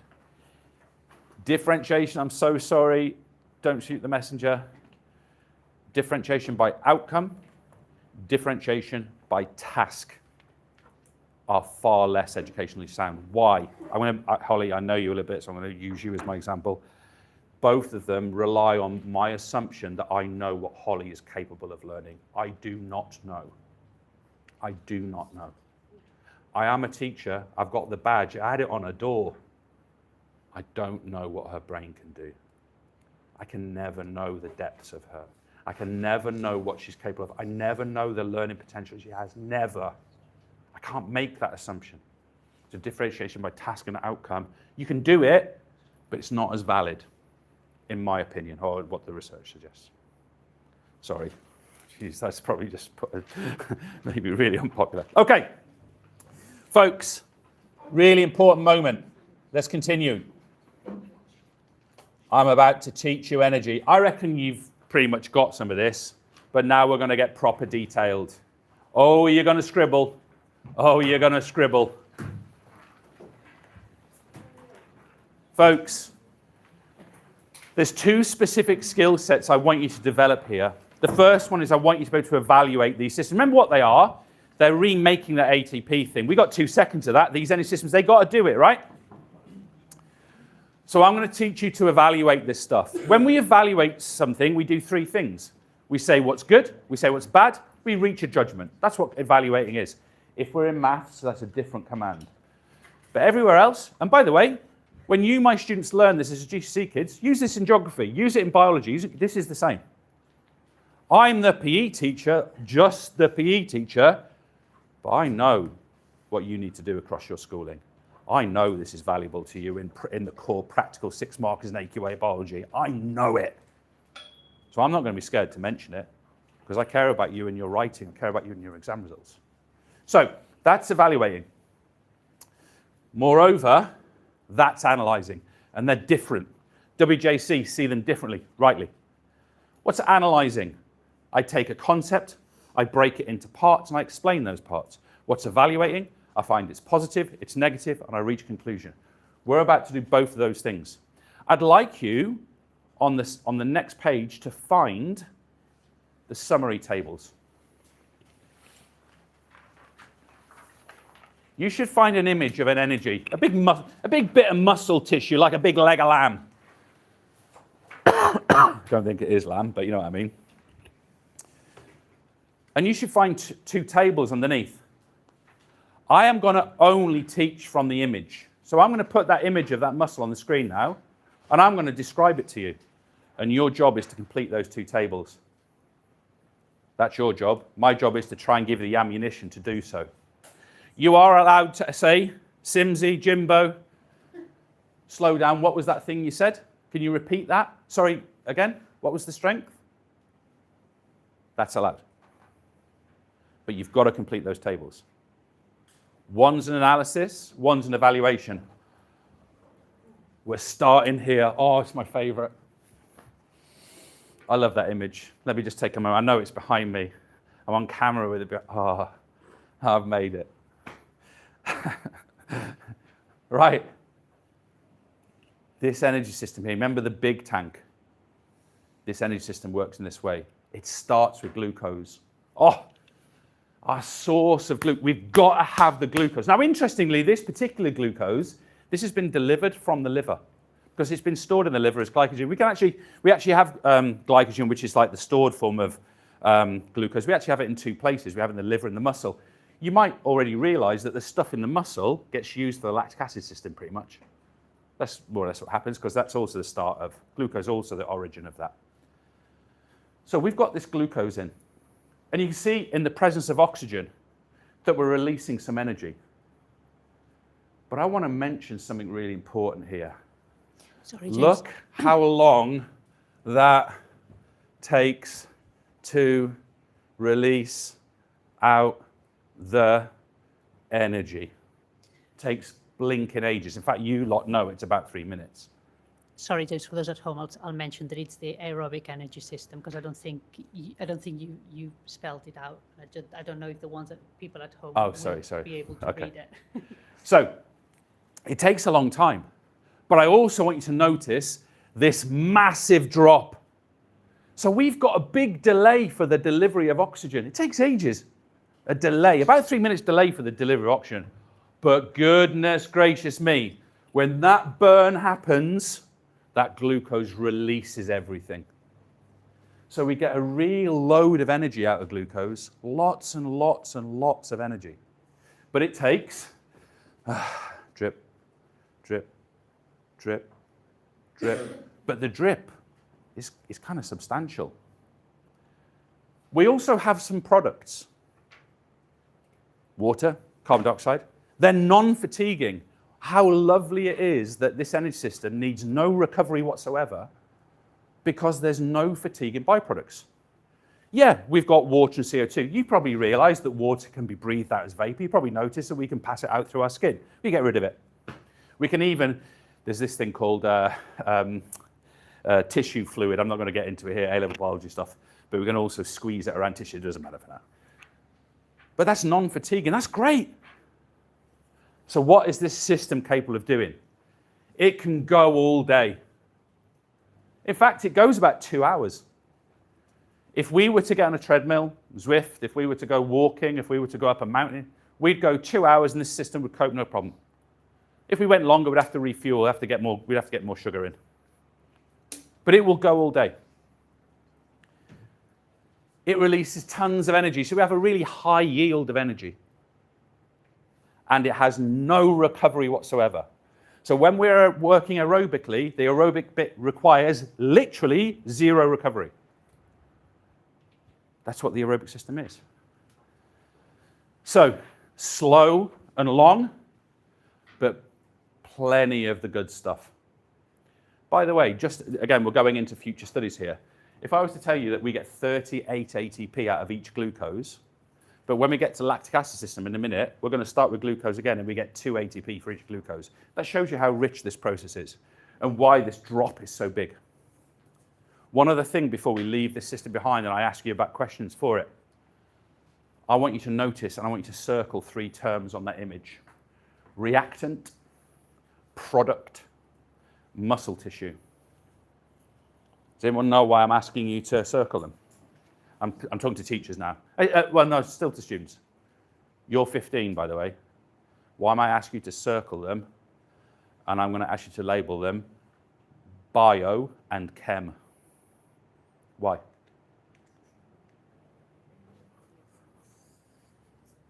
Those 3 terms get you exam mark, exam mark, exam mark in your biology and your chemistry course. Anything that reacts is a reactant. Anything that's left over is a product. Notice that energy isn't one of them. And when we describe muscle, we talk about muscle tissue. And you folks, as GCSE biology students, you know that at the start of year 10, you did loads of stuff about specialized muscle tissue and the contractile proteins in muscle tissue. That's what we're talking about here. So use those terms in your GCSE biology and chemistry because they're the same here. So folks, now to the challenge. How'd you do? That's what you should have. Did you get it? Now I've got to ask myself the question, did I teach it all? Damn it, I did delay of oxygen delivery. I didn't do moderate intensity, bugger. So, we've got this system which is fueled by glycogen fat. Glucose is absolutely fine, by the way, if you wrote that. For those of you that are interested, glycogen is stored, as I said before, muscle and liver. Most of it's in the liver. We get loads of ATP. For every glucose, we get 38. Here, we've got no fatigue and byproducts, but we've got CO2 breathed out, water breathed out. By the way, that CO2 is actually quite helpful. Actually helps us be able to exchange gases more efficiently. It's quite good. 2 hours or more if we refuel, moderate intensity, doesn't need recovery. Why is it good? What is good about this? Go all day, brilliant energy yield, no recovery. It's a sustainable, nice word to use, system. What's negative about it? It's a bit ploddy. Drip, drip, drip, drip. And we got to wait for that oxygen to get there. Plus, we can even say, if we have to burst, sprint finish, overtake, whatever it happens to be, this ain't going to do it for us. That's where we need those more explosive things. Questions? Surprises? Uncertainties? If I get a question which is to analyze the aerobic system, what under no circumstances am I leaving out the grey table? If I'm asked to evaluate the aerobic system, what under no circumstances am I leaving out the green and red table? We've got to be able to do both things. Let me see if I can do this one better. Just step back first and look at it. What's different? There's some obvious differences. It's now anaerobic. There's no oxygen. Tell me, Scott, go ahead. Faster, brilliant. Can I ask you to replace the word faster with immediate? Immediate energy source. Mwah! Brilliant. How much energy do we get out of that glucose? A lot less. In fact, specifically, we get about 280, where we... I'm not telling you this because it's not on your course. But we actually get 4 ATP out. However, it takes 2 to process. So 2 in, 4 out, we get 2 ATP.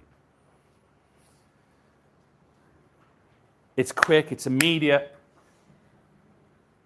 But here's the important thing. Because that glucose is in the muscle already, it's running like this. Sorry, I'm just trying to get this towards the front. It's running like this. There's going to be a rubbish drawing, just so you know. It's going like this, simultaneously.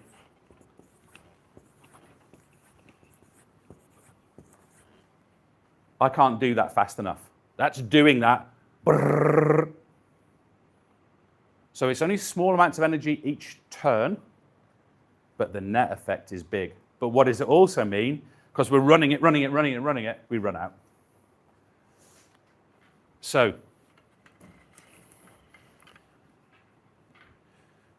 we don't take much energy out of the glucose, and what gets left over? Lactic acid. You know what that feels like. You know it's that quicksandy thing. What must also be true about lactic acid, though? If we're only stripping 4 ATP out of that thing, we get a net gain of 2. What must be true about lactic acid? What does it have? Loads of energy. And by the way, that lactic acid, you know when it disperses and you go, oh my God, that feels so much better? It's being used. It's been reconverted. It's been turned to protein. There's all kinds of stuff's going on. But it's full of energy because we haven't got it out of there. So, immediately available, no delay for oxygen delivery. It's high intensity because it runs and runs and runs. However, the fatiguing lactic acid is a problem. The temporary nature is a problem.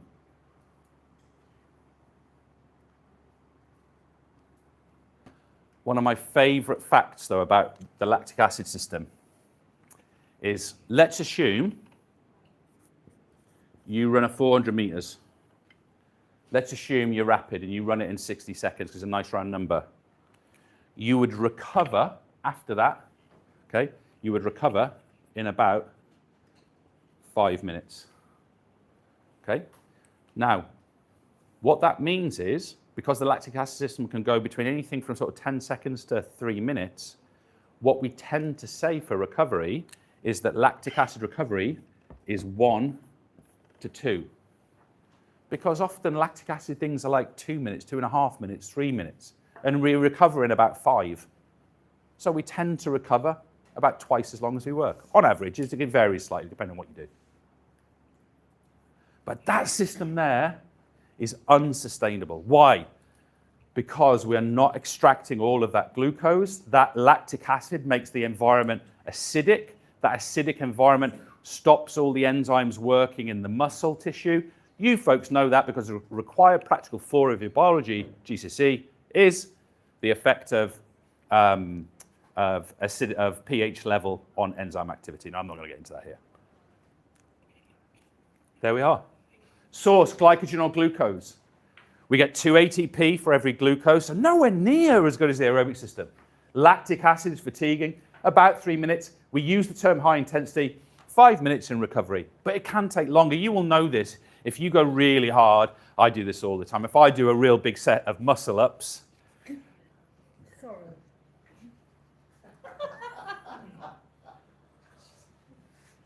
let me just get over that. I've forgiven you. But if I do a really hard set, it's going to take me more than 5 minutes to recover. So what have we got as our evaluation now? All the reactants are in the cell. Brilliant. So everything we need is there waiting for us. There's no delay, and we get high intensity. That's great. But here's our trade-off. Only 3 minutes max. We get a low yield, and that lactic acid is literally a pain in the arse if we are using the glutes. There's our system. And finally, folks, let me pause there. Actually, I'm rushing you. Let me pause there a second. Any questions before we go? Total. Oh, wow. I've gone really slowly. Oh, wow. I've gone much slower than I thought. Okay. And finally, folks, notice now what we've got. A really fast reaction. The creatine phosphate is in the cell. It breaks down into, creatine phosphate is the source. It breaks down into creatine and phosphate. We get very little energy from this. In fact, for every creatine phosphate, we get exactly 1 ATP. So it's a kaboom, because that's happening simultaneously. But it's unsustainable. And it's unsustainable because we run out of that creatine phosphate very rapidly. If we go explosive enough, we can actually denigrate creatine phosphate in a matter of a couple of seconds. So everything in the cell, very high intensity. We must use the V word.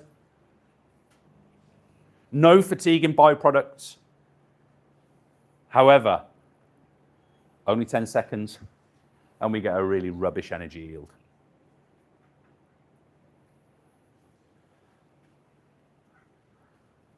So what does it mean? I want to dwell on this slide just for a moment, because I think you'll have got a lot of that. And I'm rushing a little bit here because of what Mark just told me. But I want to dwell on this because I think it's really exciting. When we look at recovery of this creatine phosphate system, we can spend the whole thing in 10 seconds. In fact, we do. But if I want to recover, it takes 30 seconds to get half of it back. I just want you to think about that in a training sense. If I do my 3 90% reps and it takes me 10 seconds, I need to give myself a minimum of 30 seconds recovery. If I give less than 2 minutes, I'm going to be going again without full recovery. And that's actually an application that every one of our students can make in the gym tomorrow. Now, do you want 50% recovery? Do you want 75? Do you want 100% recovery? You can make that decision. But at least you know why you're spending that time.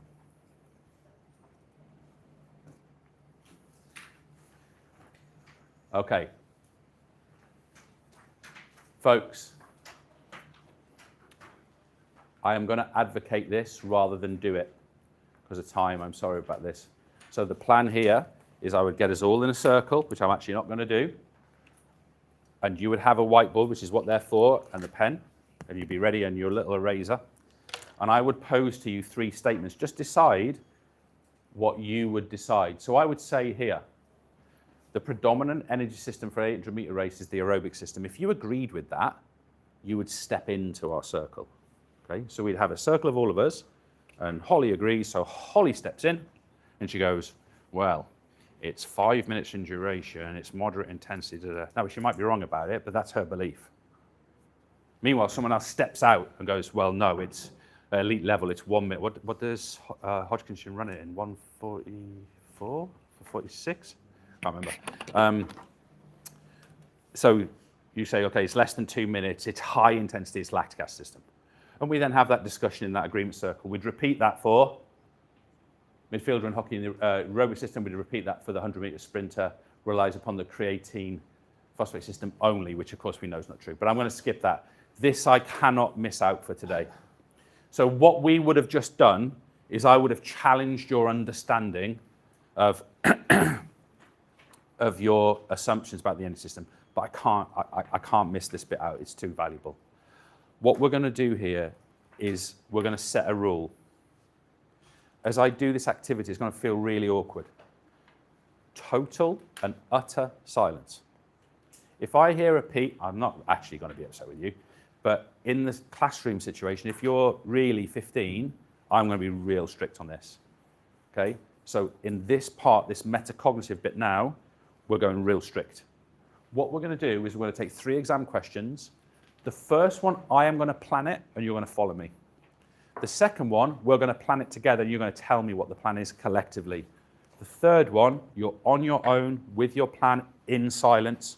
No one can influence that apart from you. Okay? So, folks, I can get myself ready here. What we're going to do here is I'm just going to switch to opened up the YouTube video I was watching last night when I fell asleep. Dear me. So,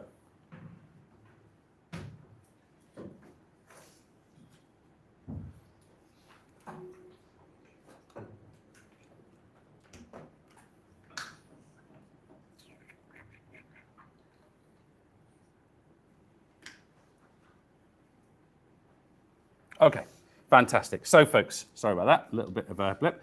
I'm going to switch to here. You are following along with what I'm about to do, okay? Let me just go to, there we go. So, folks, find, this needs to be where you are. I've got a question, an exam question up at the top of the screen, and we are going to process this exam question, okay? Now, when we look at exam questions, folks, we are going to use a specific model, and we refer to that model as the C, as the U, as the B model, CUB. So let me tell you what I mean. This here is the evaluate command word. We circle the command word no matter what, every time, 100% of the time. What does it mean to evaluate? It means that we provide positives. It means we provide negatives. It means we provide a conclusion. Next thing, we're going to underline. We underline the key content of the question and the constraints. Now, constraints is quite a big word for teenagers sometimes, but we're looking at the aerobic system and its importance in a 1,500-meter race. So I'm going to underline those 2 things. And I am going to box the marks. Oh, I've got extended writing here, but I'm going to box those marks. And with those box marks, what I'm going to do here is I'm going to say, I'm basically going to make a tiny little plan. I'm going to do duration and intensity. So I'm going to say that's like my AO1 facts. What I'm then going to do is I'm going to do the positives, I'm going to do the negatives, and I'm going to do the conclusion. Now you can actually see that in the structure I've got below. So, following along, please, folks. What have we got in terms of the duration of a 1,500-meter race? Now, I've decided this is an elite performer, coming back to Rebecca's point. I've decided this is a really good runner. So I'm going to say this is 4 to 6 mins. So that's what's going to be in my, the first thing I'm going to write.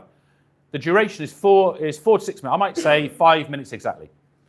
I'm going to say the intensity, because I know I'm going to go towards aerobic. I'm going to say it's moderate, and I'll put here to high, because of course it does have some real high intensity parts to it. If you're a 1500 meter runner, you might be offended at this moment. What can the aerobic system do here? It can sustain whole race. So it's definitely not going to run out before this ends. It's definitely going to carry on. It can sustain. It's efficient because I get lots of ATP. We've got that from that evaluation table earlier. We've got no fatiguing byproducts. That's from our evaluation table earlier.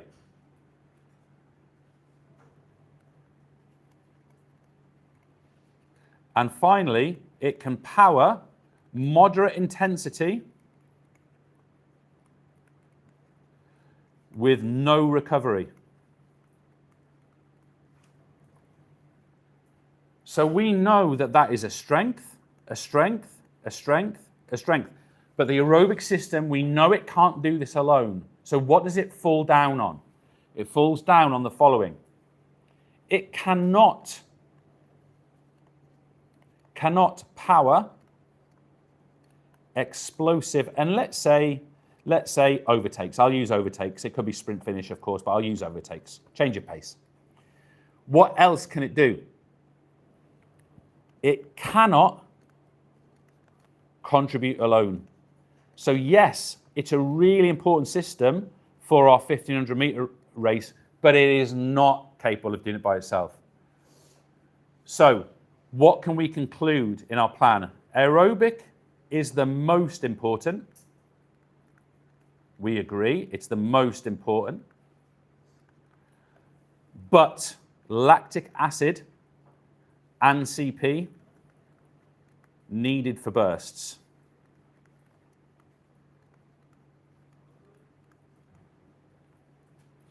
Then we've also got the conclusion that the 1500 meter runner, they must be aerobically efficient.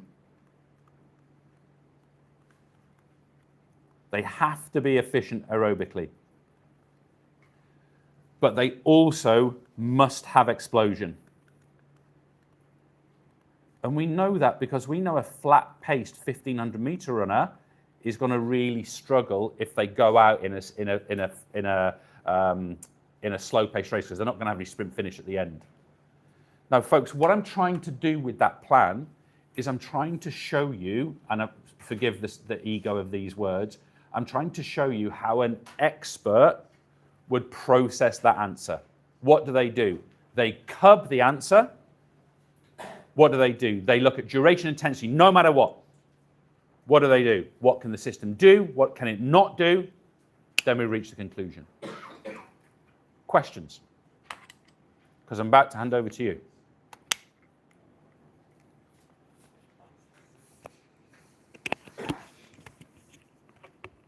Okay, that's interesting. Okay. Folks, we're cubbing. Evaluate. What should my notes say here? There's 3 parts of evaluate. What must I do? Positives. What else? What else? Brilliant. What am I underlining? There. By the way, striker is probably the most explosive position, maybe apart from goalkeeper, maybe not. Okay, and my box, I'm boxing my 6 marks. What must I start my answer with? Duration and intensity. Duration and intensity. What am I going to do at that point? We're going to go positives, negatives, conclusion. Okay, let's talk me through it. Duration of the football match is what? Thank you. 90 minutes. Intensity. But strikers perform lots of short explosive movements, explosive bursts that last how long? So we might be looking at something like less than 10 seconds here. So striker will go 90 minutes, but they're doing loads of things like sprinting, challenging, pressuring. Tell me, the explosive bursts from a striker are what intensity? Tell me the exact words. Very high. Creatine phosphate system, let's complete this, say what it can do, its positives.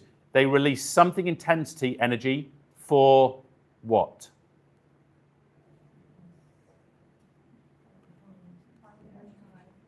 High intensity for short duration. The energy is released what as the reactants are in the cell? Immediately. Brilliant word. And there is what for oxygen? No delay. Now, I'll change pens here, actually, we're going to red. But the CP system cannot what elements such without reducing intensity? What can't the CP system do with high intensity activities? Sustain them. It cannot, sorry, I meant to put there, cannot sustain explosive elements without reducing intensity. And the system, it recovers faster than the lactic acid system.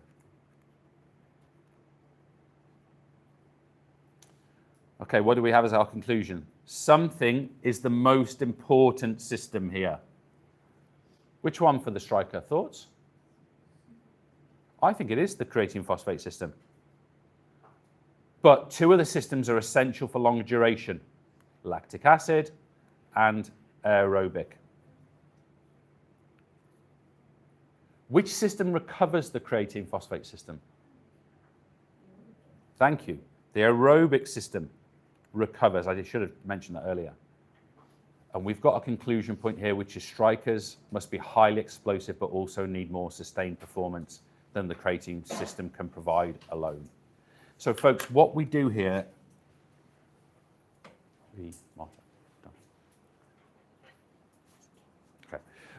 what we're doing here with that I do, we do, you do, sometimes it can feel false in the classroom, but I have to show, if I want the student to process the answer at this level, I cannot give them a question and hope they do it. I can't do that. I have to show them what processing it would look like. Then we do it together, which I didn't do very well because I was worried about the time. And then what would happen now? I would say to you, you've got your third answer, silence, get your head down, I'll support, take your time. Now, when you start putting those answers into essays and paragraphs, you can decide. It was actually the backup thing I had for this afternoon, for this morning, if the lesson went much faster than I thought it was going to go. I thought, right, they could write the essay at the end. And you can have different people write different ones. Can I also ask for your attention over here by Andy? And come and have a look at this if you get a chance. I'll try and... This here is what I endorse as your wall display concept. Okay, by the way, little salute to Curtis at the back of the room for making this. So I just want to show you what you've got here. We've got some copies, you can have one. But we've got the aerobic system image, we've got the analysis and the evaluation, then we've got the plan, then we've got the answer, then we've got the marked answer with the teacher feedback. And what we're doing here is we're trying to show in the wall display from the base knowledge, you can go from here to here to here. I'm going to give an opinion at this point. You don't have to agree with me. In my opinion, wall displays in classrooms, and I've been guilty of this about 1 billion times, are not valuable if they're done by the teacher. They're not valuable if they're pretty and beautiful. They're not valuable if they're permanent. There's some exceptions to that. They're valuable when it shows how the activity has gone from here to here to here to here. That's what we want to try and display on our walls, in my opinion. That elevates the fact that improvement and growth and feedback come through. Anyway, have a look at that as well. And then the other thing I want to stress here, folks, as we come to the end of this lesson, I am going to do the last lesson activity. But the other thing I want to stress here, there's a bit I didn't do, which is actually annoying because it's really important. One of the things I'm really dedicated to is that we don't go from teacher teaching about the energy systems and then students writing essays. That is too big a gap. So I was teaching, then the idea was agreement circles, then I scaffold a plan, then we do the plan together, and now you start answering. Building that skill in stages. Now, annoyingly, I got my timing wrong this morning, and I missed that agreement circles out. Two final things that are part of this lesson. The next activity is you would go and do a checkpoint on the website. I'll let you do that in your own time. It's there available on that account. But a checkpoint is a bit like the one you did before, but now it would have the energy lesson that you looked at already. So you'd see some of the same quiz questions, but it would now have the energy systems questions. I would encourage you to do that checkpoint. So it's now mixing those concepts together. And then the final activity, which we are going to do now, if anyone tells me we're not desperately out of time, the last activity, I want to do effectively what we would call, and I'm quoting Dave Chappelle here, the closer, okay, the close of the lesson. Okay, so I want to do a closer of the lesson. Because I want to take this, we've sort of gone up in those stages from me teaching to agreement circles into I do, we do, you do, into quizzing. Now I want to do the closer, okay? So, folks, this is the last activity and now reveals why on earth I brought this ridiculous thing with me. So, what we're going to do, folks, is I want you to find on your table one and exactly one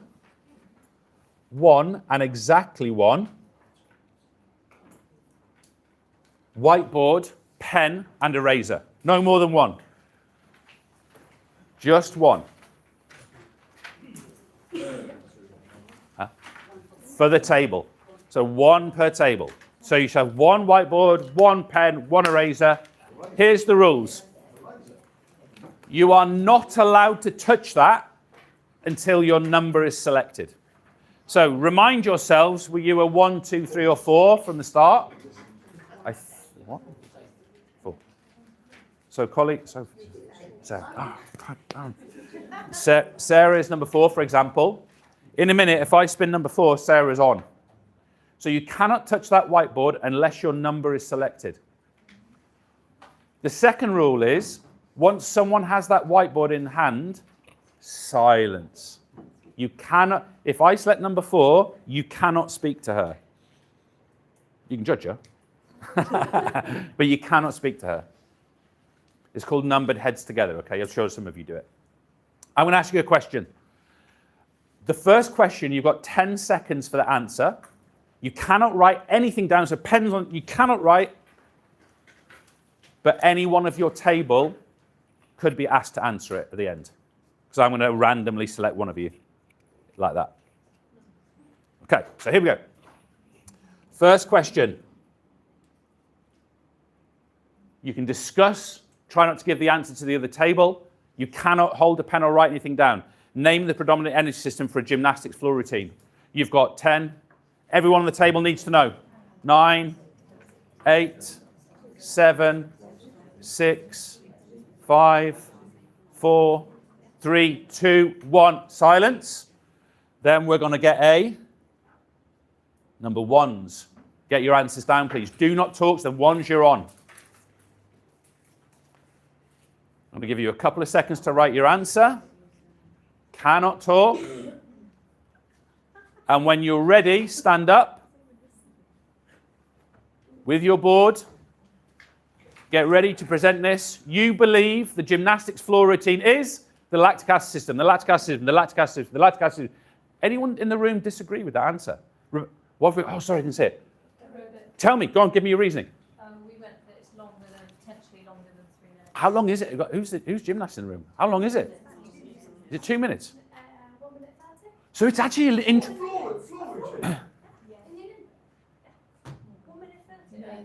I tell you what, though.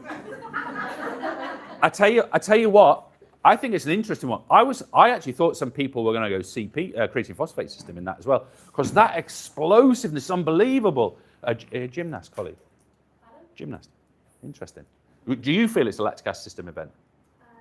Are you hanging on for those explosive bits at the end? Because that's how it's almost like, I bet it is. Because you've got to because presumably the way you order things, you do like an explosive bit, a few seconds recovery, that 50% thing, and then you put them, is that how you do it? Yeah, and then sometimes you have to put a difficult tumble at the end because Yeah. there's like bonuses and stuff. Would it be fair to say, and I don't know a lot about you, would it be fair to say that some of the more artistic expression, almost dance elements are actually recovery? Yeah. Interesting. Okay, next one. This time, you get in 20 seconds. Name 2 positives to the aerobic system. When I spin this wheel, someone's got to put 2 positives to the aerobic system. Make sure everyone knows.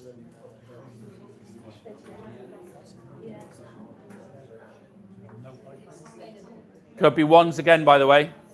In fact, it always ends up being the same person. Always. It just does. 3, 2, 1. We are on. It is ones. Off you go. Don't talk to them. You don't support. They're doing it by themselves. They've got to do it by themselves. So this activity, as they write that down, by the way, the job of this is equal accountability. So you guys there are responsible for what she writes down. If she gets it wrong, you get it wrong. So actually now my seating plan matters. Who is in support of who. Stand, please, number 1. I'm so sorry. Over here, we've got high yield. We've got no fatigue bioproducts. Over here, we've got high yield, 2 hours, long duration, high duration, no harmful byproducts, no recovery. I love that one. Sustainable, fantastic. Over here, I can't read high yield, sustainable, no byproducts, high yield. I'm loving the word sustainable because there's actually a word that I hadn't targeted today, but it's coming through as well. It's actually quite exciting, brilliant. And last one, folks, last one on the closer. Name the 2 energy thresholds and the typical time they occur at. So you're going to write 4 things down here. The name of the 2 thresholds and when they occur. And I'm going to try really hard not to spin a 1.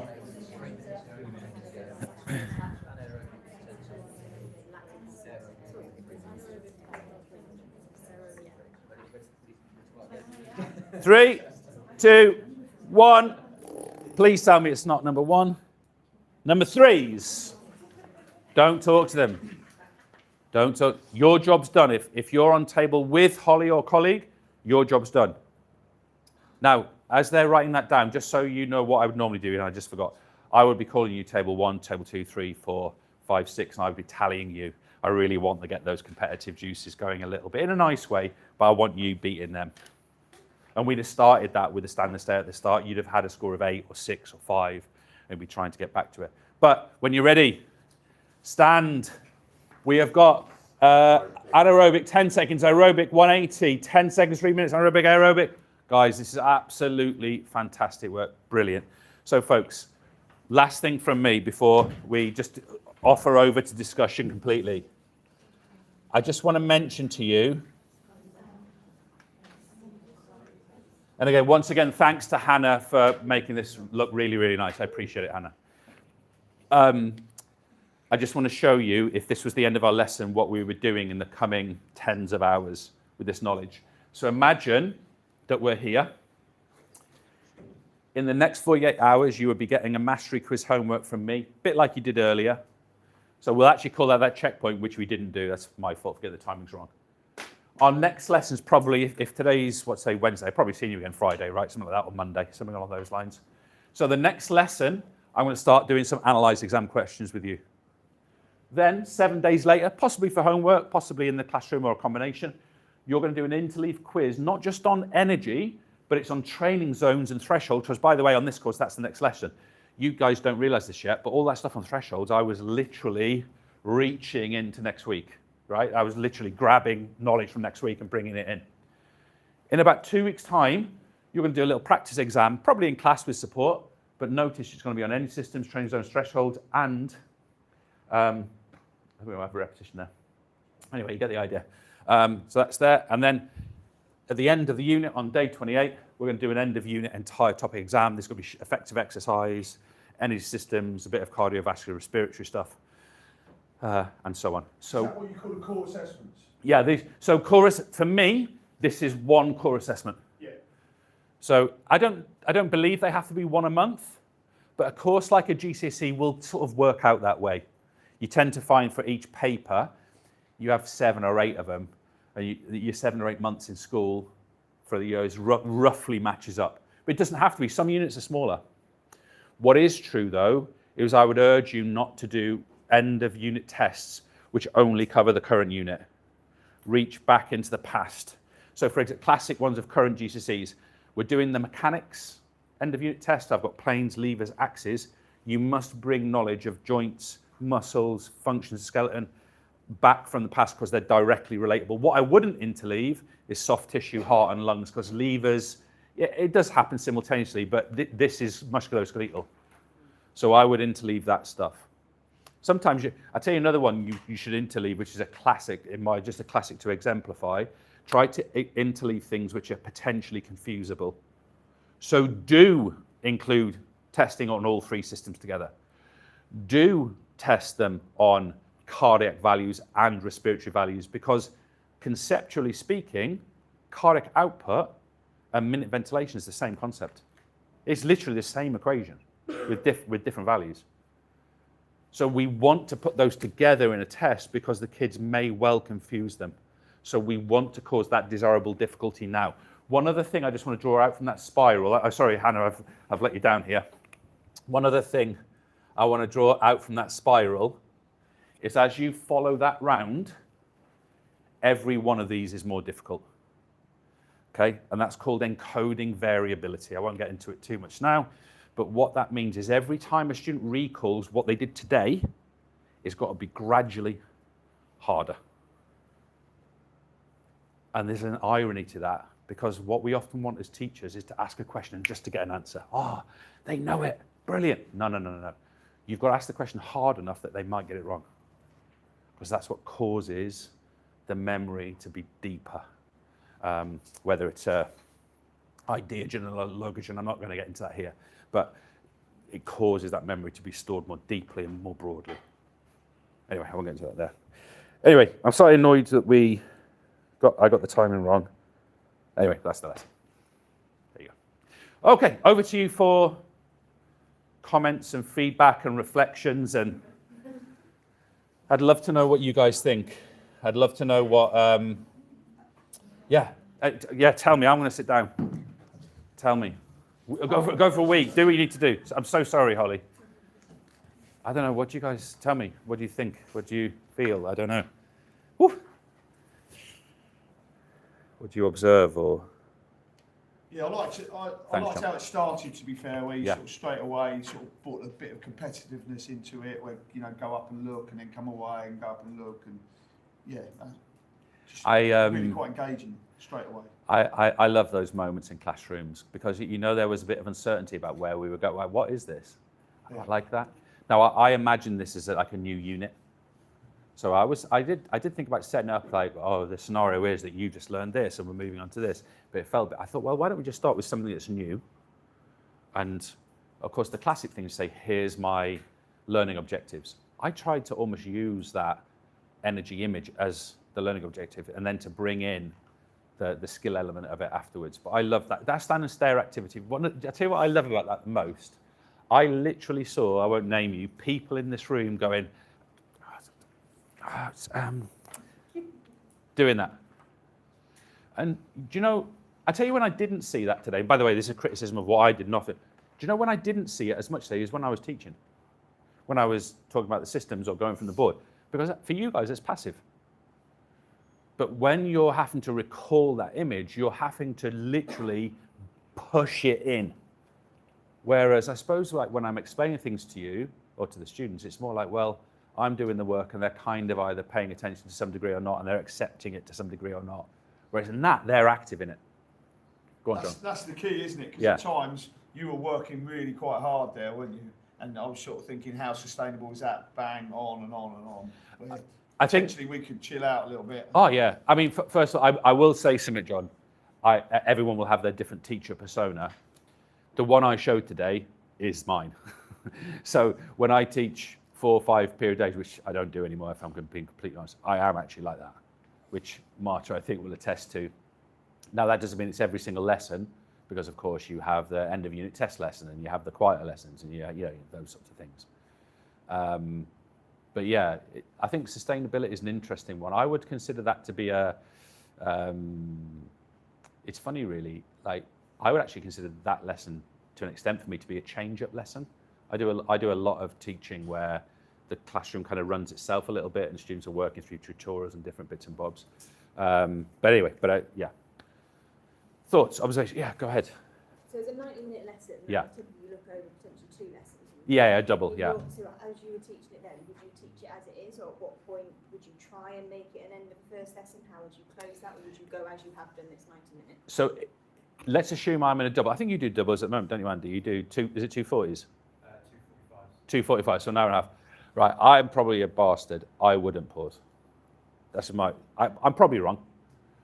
I would have changed the pace in the lesson. I'd have flexibility. Holly, I didn't realise you said desperate toilet. That was. I would try and make that a little bit friendlier in that sense. But my personal opinion is that I would go for 90 minutes. Yeah. So how you ended the first lesson, you just end at that point and Yeah. continue to the next lesson. Yeah, except that there would be very clear between lesson activities. I'm a very, very strong believer in between lesson activities. Notice I'm not using the word homework. I'm perfectly happy with the word homework. I just think it conjures certain ideas. I would just have activities that relate directly to what we've done here. I tell you the activities I wouldn't do at home though. I wouldn't set you the essay at home. And the reason I wouldn't do that, at least not to start with, is because I want you to do the hardest thing when I'm there, at least the first time. Now that does so for example, I would set you the tutorial. I would set you the quiz because I'm pretty sure you don't need me for that. And at the end of year 11 or year 13, of course, I'll set you the essay. Go and do whatever, of course. But early in the cycle, I would be setting homeworks which are very digestible, skinny, mastery-based. Bless you. don't worry. So I'm a big believer in between lesson activities. One thing I would like to say, because we're all PE teachers in here, I hope this doesn't come across as an accusation towards any of us. Do not ever believe your subject, my subject, is not valuable enough for homework. I've heard that. Bollocks is my answer to that. So I believe that the between lesson learning that I set for the students is as valuable as their maths and their biology. I teach biology as well, by the way. I don't see any difference.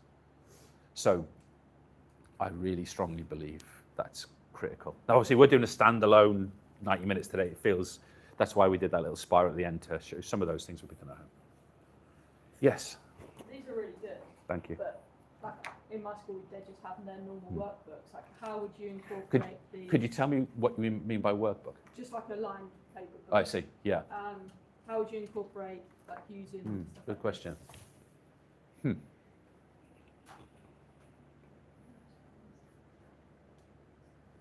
So, am I right in assuming in that situation, do they ever do anything which is to, for example, stick something into it, or do they ever do? Sometimes. Yeah, but the standard experience would be that they would be writing everything into there. Yeah, they would take notes on what we go through.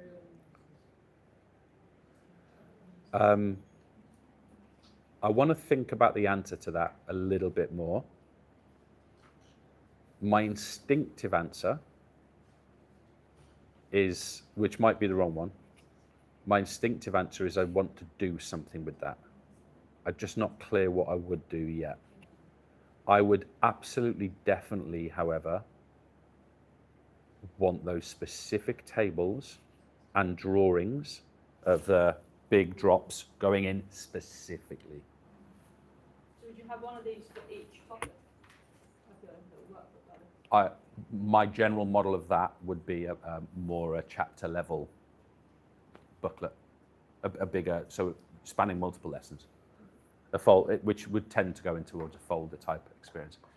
I think that's much harder at GCSE. At A level, that would become very, very robust. At GCSE, I'd probably have a little bit more flexibility. For example, I would get quite nervous with students taking high value resources home with them.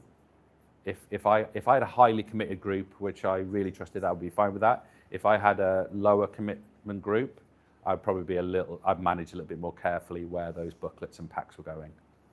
And I'd want to express to students and parents very clearly what my expectations were. But I don't actually know I don't actually know what my answer is for the write directly into textbooks scenario. So just asking a question back, presumably then print budget is 0 or near 0?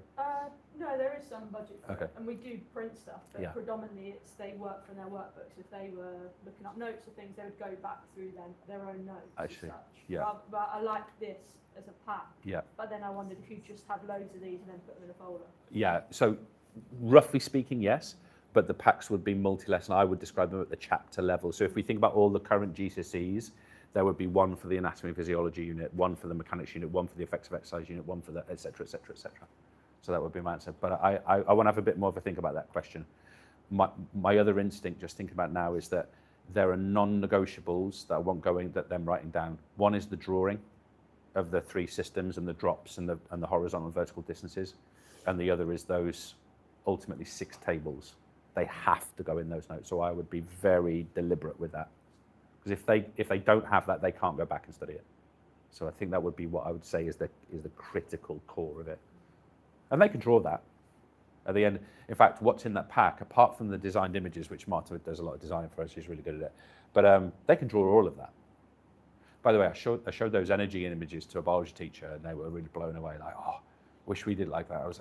I'm quite excited about that sort of thing, where the P leads the science. I am in both camps, but I quite like that. I don't know why. Other comments or observations, or? I think the vision is really good. As in, Yeah. a lot of students, the stereotype is you take PE because you're good at PE, therefore Yeah. you're a visual type learner. The idea of the length of time, the delay, you can see the direct contrast straight away. The fact that the picture and the image is the same, and it's just, I think that's really quite powerful. I can think off the top of my head of a lot of students I currently teach now. Oh, that's it, I've got it now, sir, done. I've got the image now, and the fact that it's just repetition, and the fact that you've then developed the analyse, that's that. No, and evaluate that and that. I think that's really a good visual way of not ending up with notes, but building your understanding, through it. So it's like even at the bit we did at the start, we got no points for artistic impression for our drawing, did we? But the bit that, if I'm a learner, what I take away from that is that we didn't get the buckets the right size. The aerobic bucket's massive compared to the LA one, compared to the CPD. You actually can't express it clearly enough on an A3. Like, we drew it because it was our visual was that's the order, and we then focus on the words. But actually, my biggest takeaway of that is just it would be the scale between the 3. Yeah. So I think that and the imagery, go sort of interlate with the point, kind of go there, mate. All the notes in the world, that image is going to stick on the back of my retina. So this goes very much to, I'm sure I'm teaching a lot of people stuff here. This very much goes towards the Pavio type of ideology, and we're describing here what is a logogen, or I never know how to say logogen. And effectively, what's interesting about imagery is that all human beings, but let's say kids, they can learn from either imagery or language, but when they learn from both, they can recall either. And that's really interesting, because when they learn from language only, they can only recall language. When they learn from imagery and language, they can recall both. And that's and by the way, from the image, they can bring out, for example, I would be optimistic that you guys could reutilize the word reactant, because it's in that image, but it's linguistic. And I must give a nod to Marta, who does a lot of design. I'm a very lucky person in terms of being like I had this chat with Hannah before we came today. So we don't expect you to have a designer on your team. Like literally draw that on the whiteboard. It's absolutely fine. Like you don't need to, you just draw it. It's beautiful. Just ugly is beautiful very commonly in teaching PE, if I'm honest. So like, don't be afraid of that. I just happen to have Marta, who's good with Adobe Illustrator, so. I like the noise, like for the 3. Yeah. But also, so to complement the visual aspect, the drip, drip, drip, that's already stuck with me. Exactly. The whoosh and the kabang. That will help. Well, this is what the guy, when we did a run through the other day, these guys were saying that I really like that, because I have this perhaps slightly egoistic perspective that you guys won't ever forget that. Now, are you sure you will at some point? But I think that's key for kids in the first 3 minutes. You said the boom with a trapdoor, we put a shower head in a pipe. yeah. We then already guessed drip before we. And then I actually saw that happen. Yeah, but that is, I think, the curiosity that we need the kids to have. Yeah. So the weaker end will say it was a trapdoor, it was a shower head, it was a pipe, it was kaboom, whoosh, drip. They already feel that they've gained something. Yeah. And then the more able will add detail to these simple tables. But the weaker end of like, well, I've got a table, I only need to learn that. Exactly. The other end will annotate into other things. But I think that for me that's what we need to keep doing. You get that curiosity, grab them at the start, off they go, and then their differentiation comes within it. Those moments, and sometimes it's when you see your teacher acting sort of slightly out of character.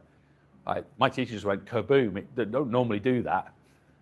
I try to do it in lots of things. I try to do it with asymmetry in my body as well. If you noticed earlier, for example, I was dipping into next week's lesson, and I was bringing things back from last week. Like, I think things like that can be quite memorable, even though they're very, very minor, small things. Do I want to share this metaphor? It's actually quite a tough one, this. So,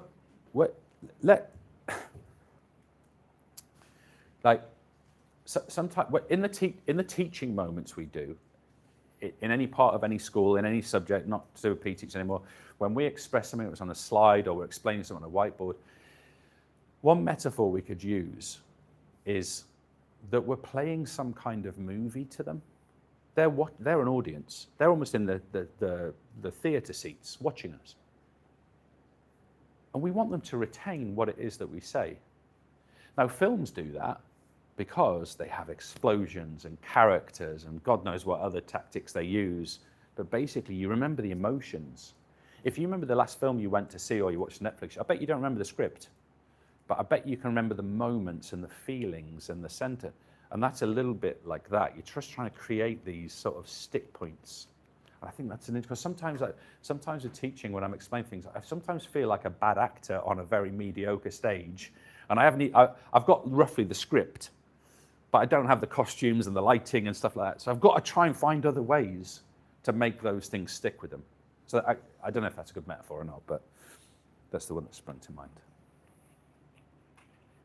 Observations. Go on, Holly. I liked how you, every now and again, you like peppered in something from A-level or extra information that made me feel like, oh God, well, you know, I'm targeting really you. knows what he's talking about, so that makes me think. Well, I'm also targeting you for the A-level course. Yeah. Because I know your minimum GCSE score. I know what you could do in our course. So you're making me like, yeah, I'm feeling inspired and empowered. Like, I want to know more about that. What was he talking about? You just kind of peppered it in and made us feel like. I'm marketing all day. Before in teaching, but it's how you just kind of. I'm marketing all day. I'm here to sell those courses. Let's be blunt. And just for do I say this? In my last full years, actually last 2 years of teaching, so when I was at sixth form, we got the system so good, so robust, that you could actually have any student follow the system, and they do that. So which students do you think we went after? Do you think we went after the ones that had all the 9s and the 8s? It was actually, look, a lot of this would have been A's and what have you. We went after the ones that were 4.2s and 4.5s of minimum GCSE scores.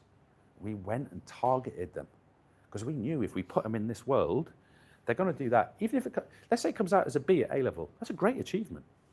But if they're starting here and finish, gee whiz, this is real good. So we actually found, ironically, that the kids we wanted to target were not just the Hollies of this world who's getting A's and da, but we wanted to, no.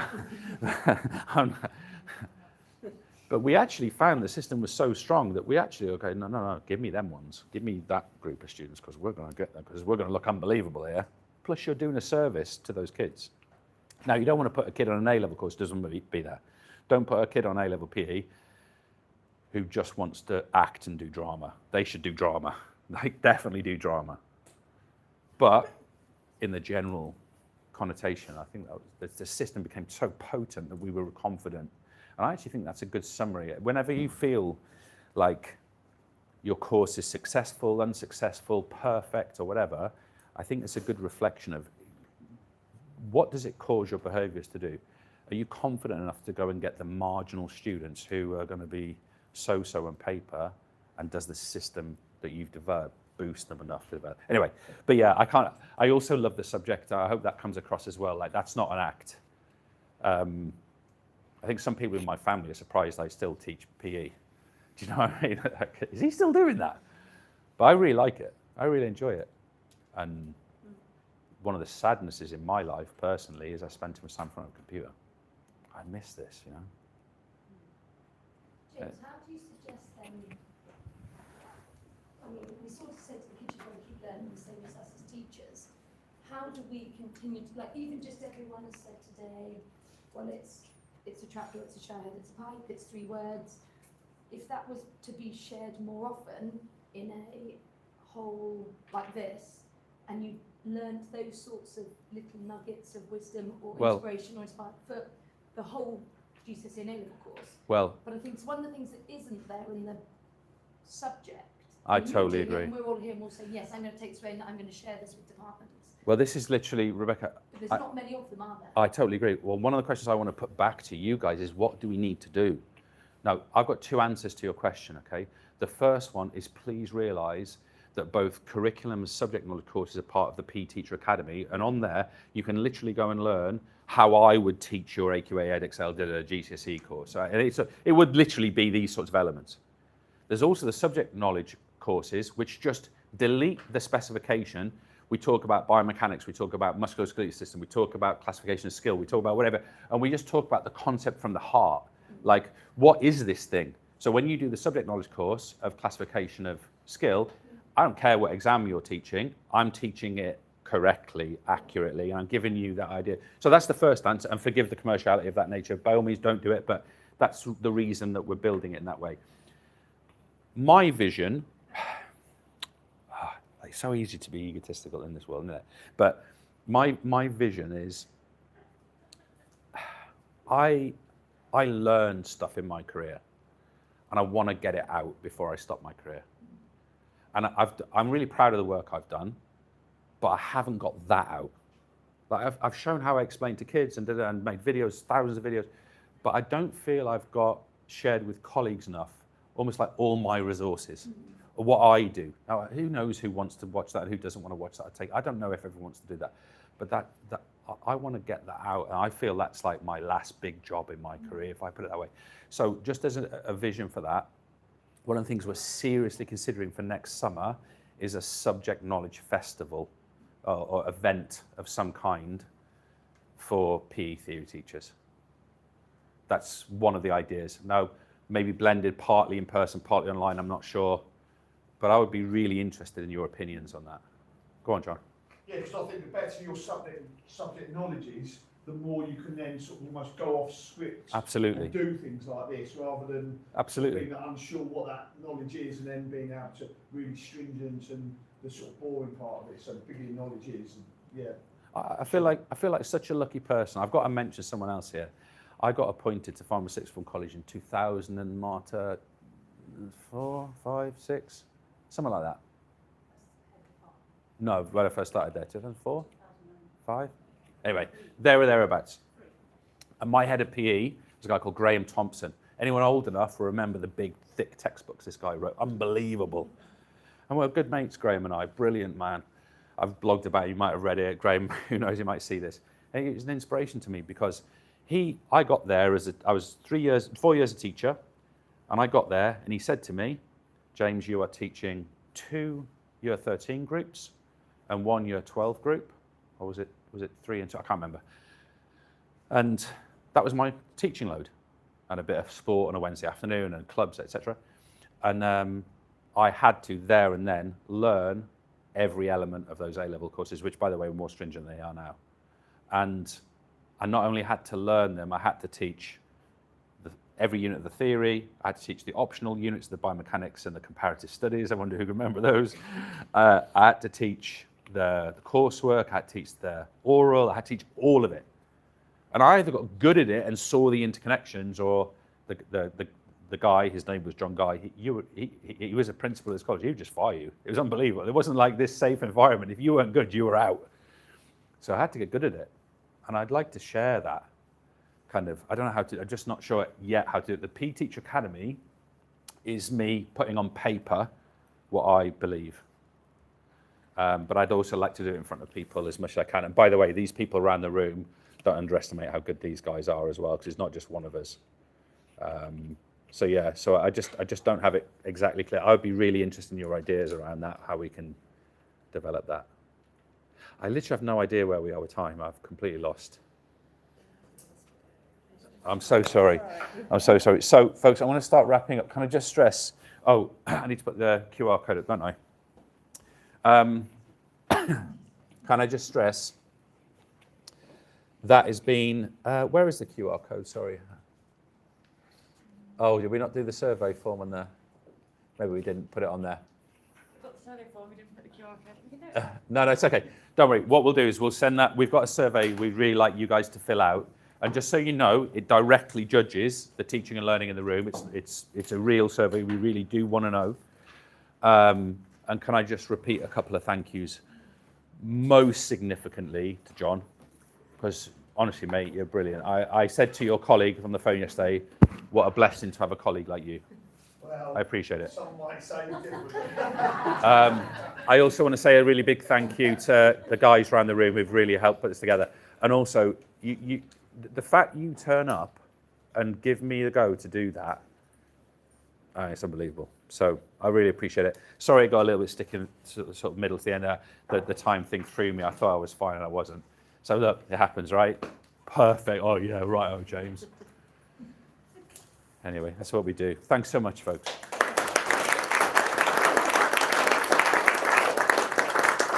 And it's really nice seeing loads of people again. Loads of people I've met. Not you, Holly. Guys, there is some drinks out there. Apologies because we can't take